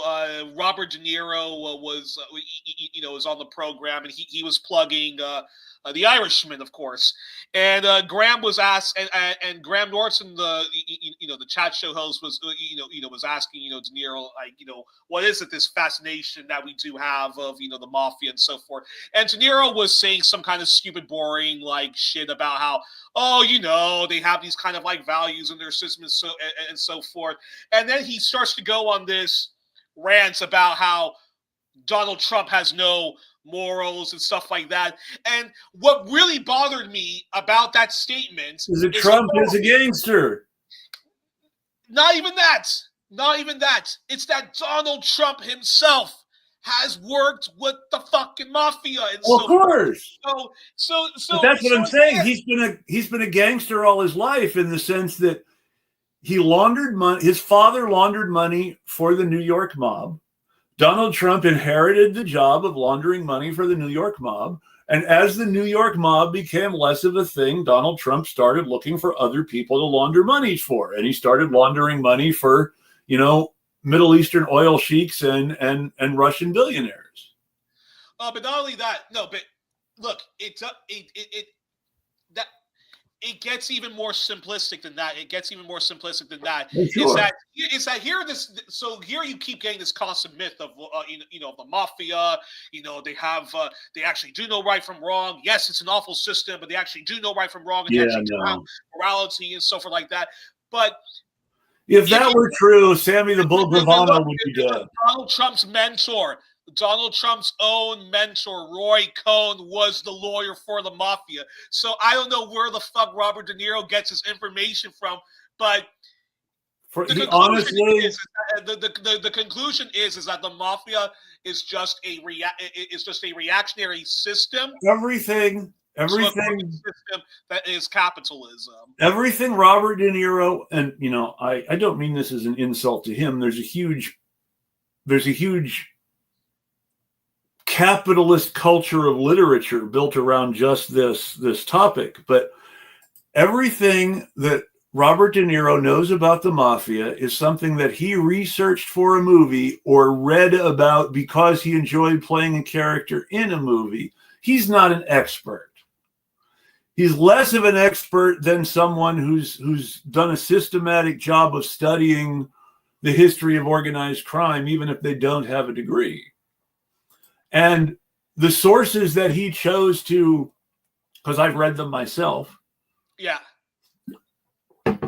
All the mafia historians are either propagandists or mobagandists. And mobaganda is just another sort of propaganda because the mob is an extension of police power. The organized crime is an extension of capital and police power into the illegal world to maintain order and stability in the world of illegal investments. Because capitalists are investors who want to make money and don't care whether it's legal or illegal. And there have always been connections between, the joke is between Japanese corporations and the Yakuza. But there have always been similar connections between American corporations and organized crime and politicians, etc. Yeah. And the way the Western imperialist system and stuff like the IMF, the World Bank, when we talk about predatory lending, the fall of the banking and the housing crisis, that was predatory banking. This is all stuff the real organized crime does, which is why I completely agree with that phrase of Lenin. Imperialism is the highest stage of capitalism. You always have to look. You always have to look for the crimes that are really punished, as opposed to the crimes that aren't generally punished at the topmost levels. You look at how much effort and money was expended to catch bank robbers, as opposed to catching gangsters, and you can see who the real threat to capital during the Depression was. It was the bank robbers, not that also goes back the gangsters. But the real scandal is that it also goes back into that sometimes the scandal is not what's illegal, but what is legal. Yeah. If you look at Britain and the City of London, if that's not legalized shadiness, legalized crookedness, then I really don't know. Now what were Dillinger and other gangsters like Dillinger doing after they stole the money? This is also a good question. And the answer is that while they weren't literally giving to the poor in the Robin Hood sense, Robin Hood never literally gave to the poor in that sense either. But what they did do was the same thing that Robin Hood did, was that they spent their money among the lowest stratum of the petty bourgeois in a way that redistributed wealth from the top of the capitalist system to the bottom of the capitalist system, as opposed to what the mob does, which is redistribute wealth from the bottom of the system to the top of the system in duplication of capitalism. So the bank robber and the hacker nowadays, because nowadays the real thief, the real bank robber is the hacker and not a guy with a gun. But the bank robber and the hacker have always been a higher priority to law enforcement than the gangster who just sort of enforces their rules on the underworld. But is that why? But then. I'm not saying everybody should go rob banks, but if you look at the history of bank robbery, the history of bank robbery is political. The first bank robbery committed in the United States was committed by pro-Confederate guerrillas in Vermont during the Union Civil War, who snuck into Vermont from Canada to rob a bank in the North in order to try to hit the U.S. economically and to get money for the Confederate war effort. Now, obviously, I don't approve of the Confederacy, but that's a political and strategic decision to rob a bank. It's not just that's where the money is, to use Willie Horton's term. It's also something happens when you rob a bank. You get money, and people who actually own the money in the bank don't have it anymore. And any money you give to poor people or spend with poor people is being redistributed to the bottom instead of the top, the way the system usually does it. And that's why the sort of crime that bank robbers and hackers commit is bad, because they're stealing from the top, and whatever they spend distributes it closer to the bottom. But with organized crime, two questions. Number one, is it actually possible to eradicate organized crime, or is organized crime just as our capitalist friends would say, it's an unfortunate symptom? Here's the anarchist answer. Organized crime is the necessary price we pay for hierarchical authority. Okay. Now, if we don't believe in hierarchical authority, we might, in theory, be able to abolish organized crime in a meaningful way. But as long as there is some sort of hierarchical system of authority and some sort of benefit to redistributing resources from the bottom to the top, then there's always going to be some sort of organized crime to help the ruling class better redistribute across all levels. Because organized crime is money paid by poor people and small business people to the mob, and then richer mobsters get that money, and the money and everything is distributed upwards.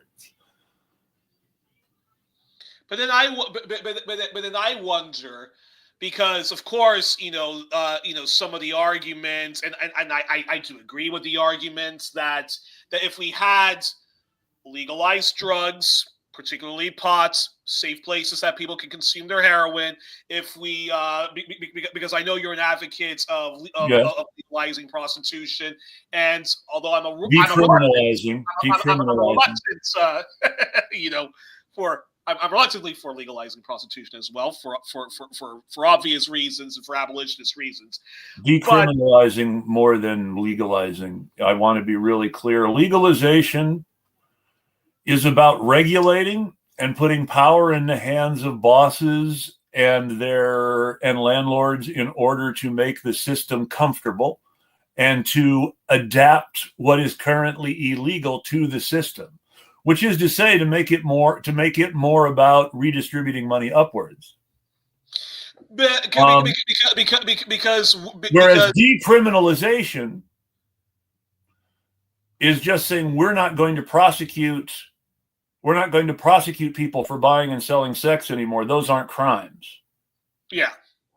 When you say those aren't crimes,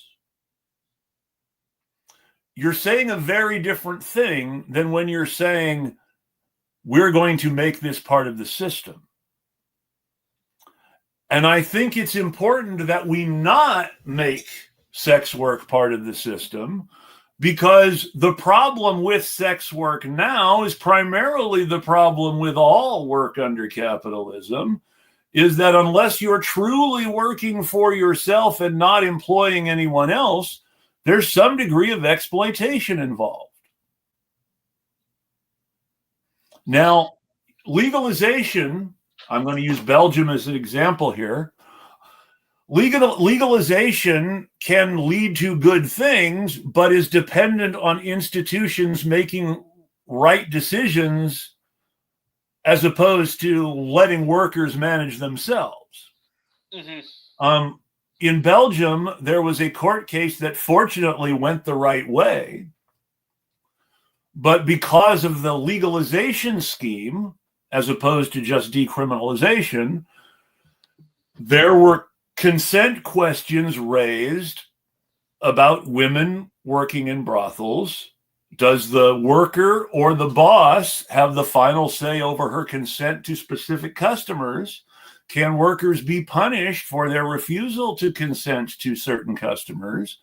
And can workers be penalized by their bosses for not being more willing to be exploited? So is the best way to put it.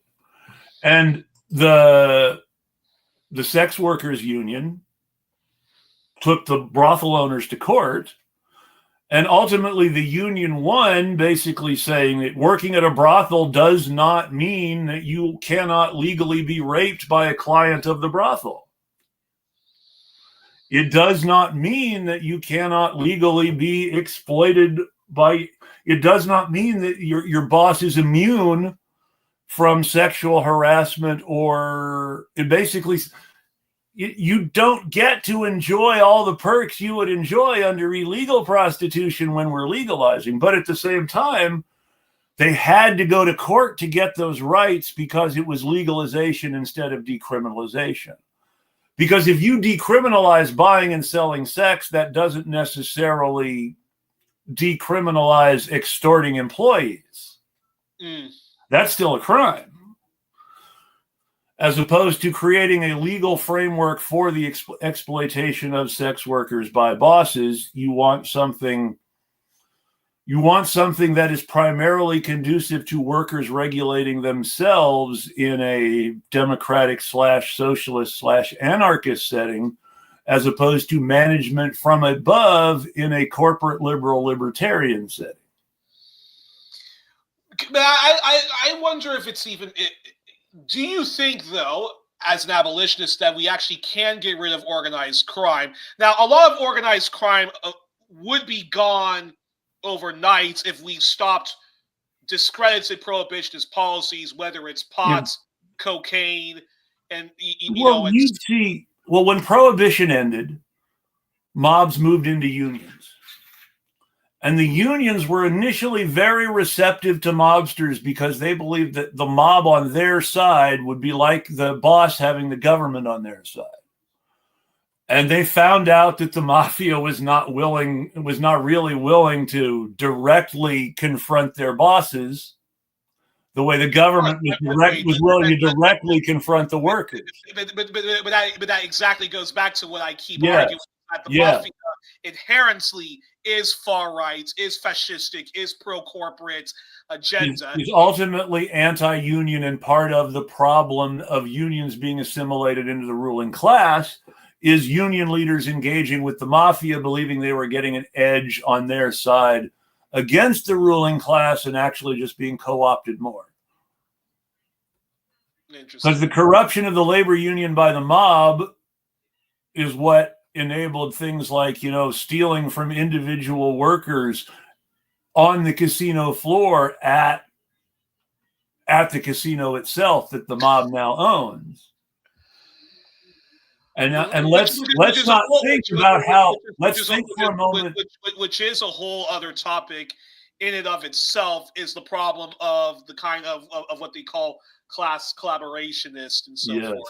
Yes. But I would because I would say, while I do of course agree that I do think drugs should be both legalized and decriminalized, the mafia though can still get into other pockets of activities where they exploit.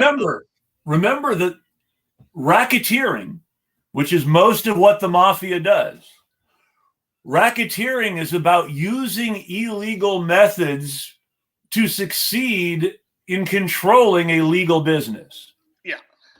One of the most important monopolies in New York City during the Depression and and late Prohibition was the ice truck monopoly, which meant the most important, because this is before air conditioning. Ice is important. You need to put that wet ice behind your fans to blow cool air around. Before modern air conditioning was a bucket of ice and a lot of fans and ice buckets. Restaurants and bars got their ice from the truck every day and tried to keep it cold all day before it melted. I mean, we're talking a very different world. And all the ice trucks in New York, even though they were owned by different people, were controlled by one racket, run by one mob, ultimately responsible to one boss.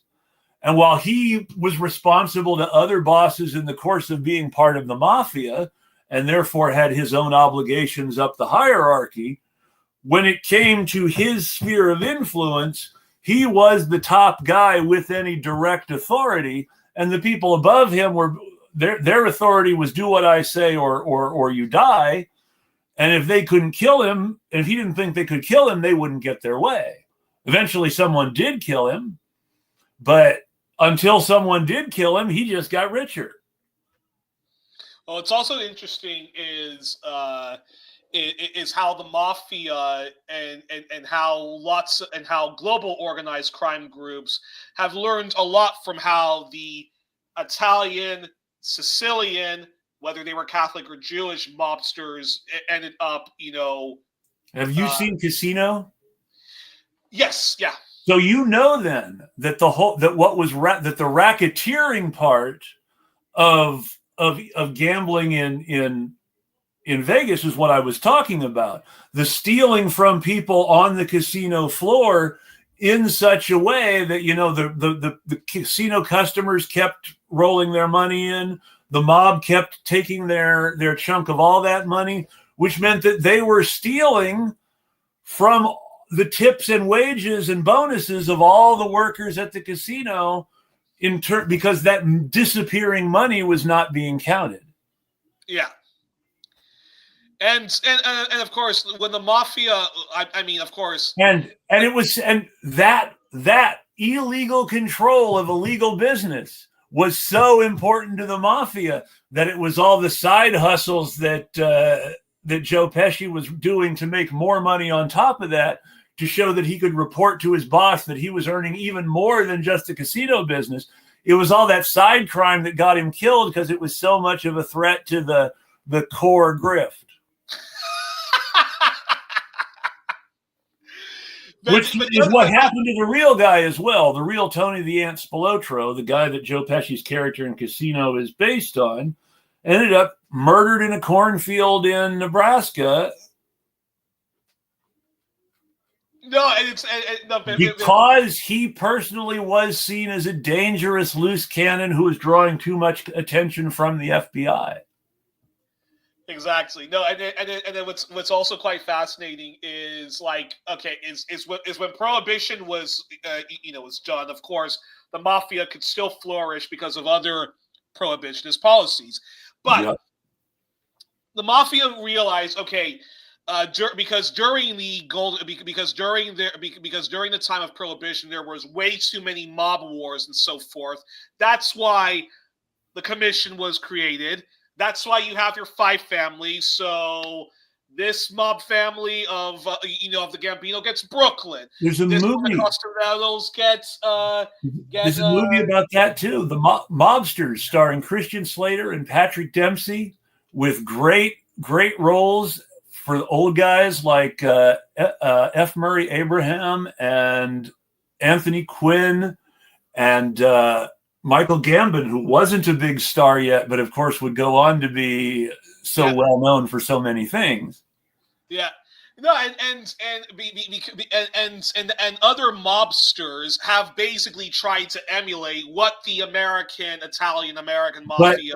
But if you look at mobsters, or even a great book about the mafia like Prizzi's Honor or The Godfather, and you compare Prizzi's Honor or The Godfather or the movie Mobsters to the biography of Henry Ford or any one of these working men made good types, the only difference between the gangsters and the other millionaires is that the other millionaires personally kill fewer people.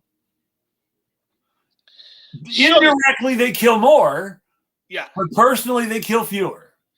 Exactly. Because Henry Ford, the auto industry, many people don't. I'm surprised it's not talked about how often, but the auto industry, part of the military-industrial complex already during World War II, that is and imperialism, highest stage of capitalism. You don't get any more organized crime than Western imperialism. One of the first modern style runs on a government contract where everybody tried to bid to get into it was for the contract for an all-terrain vehicle to accompany the U.S. Army when they joined the Allies during World War I. And from that humble beginning, the competition for a government contract, a company named Willys Overland ultimately became the empire that was American Motors and then Chrysler.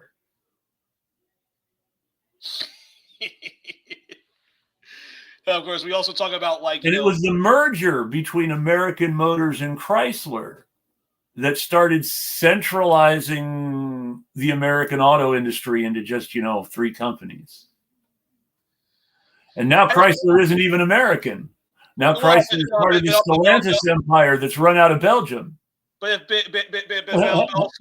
also, if you follow the capitalist logic, even though many capitalists themselves would claim that they are not for it, but eventually there is going to be only one monopoly. There is going to be no competition, so to speak. And if you're a capitalist, you would go, well, why are you all afraid of that? I mean, it's only natural. If they're great at business and they eliminate all other competition, we should all be happy about that.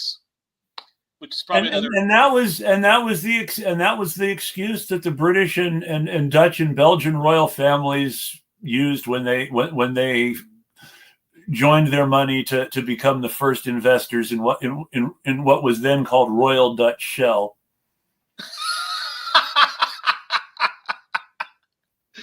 Though it should be noted that a Vichy... And by the way, talk about a bunch of mobsters if there ever was one. Rest in peace, Ken Saro-Wiwa of Nigeria's. Well, Royal Dutch Shell was like the British monarchy's hedge investment in case British Petroleum failed and they lost the money they put into it. For years, the fakest competition in Europe was when British Petroleum and Shell were bidding against each other for state oil contracts with, say, France, because the British royals are getting the money in the end either way. It goes to show you what's so scandalous is not sometimes what's considered illegal, but what's considered illegal. Just to make it even more incestuous, during the period before and during World War II, Royal Dutch Shell was run by a pro-Nazi Frenchman and was also acting as the French national oil company. Eventually, capitalism needs its ghoulish, ghoulish serial killers There's the book The Seven Sisters, which is an American book about the 7 original oil companies, reads a lot like a mob history. Yeah, I can imagine, but it's and it's family names, many of whom would be recognized now, like Rockefeller and Getty and Pennsylvania. One of them was just in a scandal now. Why can't I remember their names? But they were another oil company. Starts with it. You mean, well, no, Standard Oil is Rockefeller.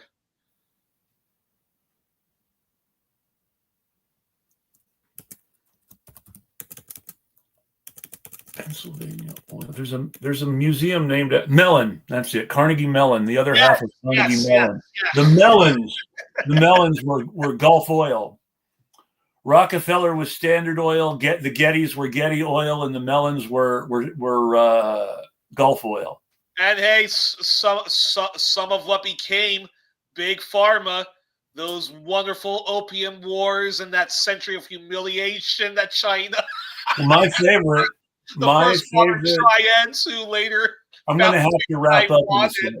Or we're eradicating anyone that was to the left of them. I'm going to have to wrap up in a sec. But my favorite is that the Teapot Dome scandal, which sort of indirectly killed Warren G. Harding and would have killed his reputation if he had personally survived. The Teapot Dome scandal was the Secretary of the Interior trying to sell oil exploration rights to a mountain in Wyoming to the founder of Sinclair Oil, the cute little Brontosaurus. Unbelievable. On that note, do you have any final thoughts, Yuri? No, just that. Hey, it's been too long, so thank you for the last minute invitation. Apologies to your audience if I took up too much oxygen away from Seth. I was trying not to do that, but just how these conversations go sometimes. But a real honor to be back on the program, though, and yes, and folks. And I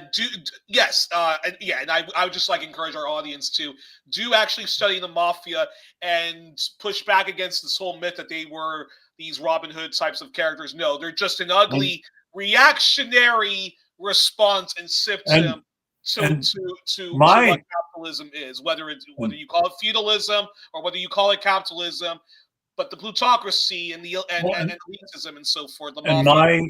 My final thoughts are just to go back to the political history of bank robbery. Again, while not in any way endorsing the political beliefs of Jesse James, bank robbery for Jesse James was a political program on behalf of poor farmers, sadly poor Southern white farmers, which is where it starts to get complicated and yucky, but a campaign against poor farmers against wealthy banks. The only time that the James gang ever robbed passengers were during two stagecoach robberies where there wasn't any money in the cash box, and so they had to rob passengers to get money. And they actually switched to robbing trains and banks because they were more likely to get money and less likely to have to rob passengers, because they didn't want to rob passengers. Anytime they stole from individual passengers, they were always apologetic and nice. While they shot people who worked for the trains or the banks or the stage companies, but they didn't shoot customers or passengers. So it's like, so even when you don't agree with the political goal, you always find these very suppressed kind of left-wing stuff that gets suppressed. There's always something. Explain the context. Everything bank robbery related is in some way populist, even if it's not truly socialist, because it's about people wanting to steal from the people stealing from the poor. The real Robin Hood today would hack a bank, not run a drug empire. I mean, you want to look at something, even the Blacklist, which I've been watching lately, still comes back to propaganda in the end, because in the end, the crime boss is just an extension of this government power. And he's using government power to extend his own ability to crime.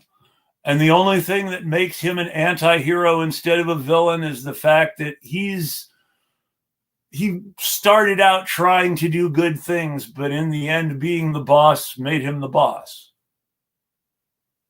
Yeah, no, and in fact, let me just say this before we close out: is folks, if you're interested, do rewatch The Godfather because of the following.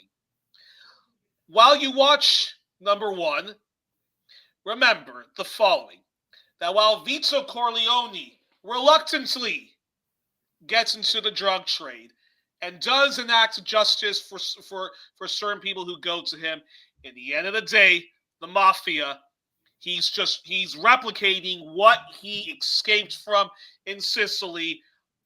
Ergo, these are not nice guys. While you're studying the mafia, I also recommend the excellent work of the communist American crime writer Kenneth Miller, better known as Ross MacDonald. Ross MacDonald's first novel, The Moving Target, is about a wealthy man who is kidnapped, and I'm going to give you and I'm not going to give the spoilers, but he's kidnapped because of how he treats people who work for him. Kenneth Miller was his name, right? Well, the author, he's known as Ross MacDonald. His name was Kenneth Miller. He and his wife were both famous writers who had pen names. He wrote if you've ever seen the Paul Newman movies Harper and the Drowning Pool, he wrote the novels The Moving Target, the first Lou Archer novel, which Harper is based on, and The Drowning Pool, the second Lou Archer novel, which The Drowning Pool is based on.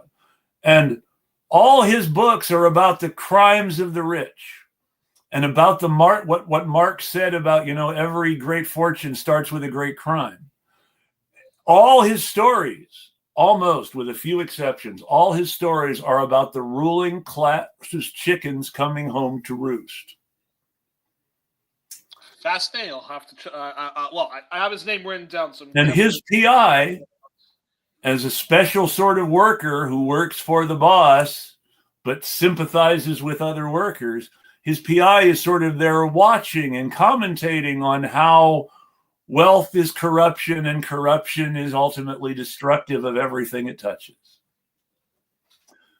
And one of the storylines, sort of running storylines, even though it doesn't get mentioned very often, it's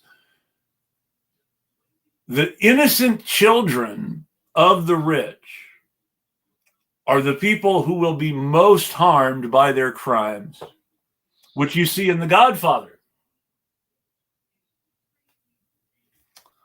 And I would say that a lot of Mario Puzo's stuff in The Godfather is just sort of is very much similar, is very, very similar to Ross McDonald's detective work, with the exception that it's about criminals instead of detectives and rich people. Fascinating.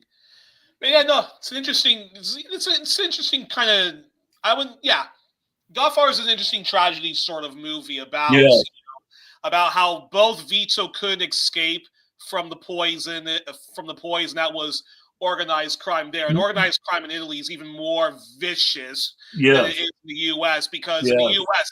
the mafia would never blow up a judge or a murder journalist left, right, and center. And when they do, they wouldn't before. They might.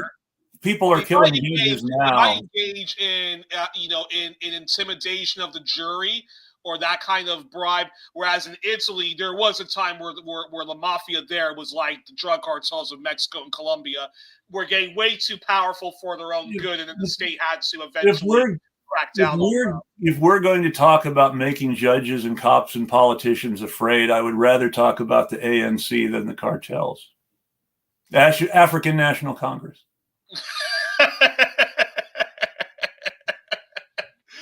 But on that note, on that note, I have to go because of course. On that note, I want to wish everyone a great week, and I will probably take next week off. I don't know. I need to take some time to line up some guests again, and that'll probably be at least 1 week off. But I want to thank everybody for joining me. I want to thank everybody who watched the show. I want to thank Seth, of course, as I did before when he left. And Yuri, thank you. And everybody, until I am back, I will tweet at you. It's always an honor. Ciao till then.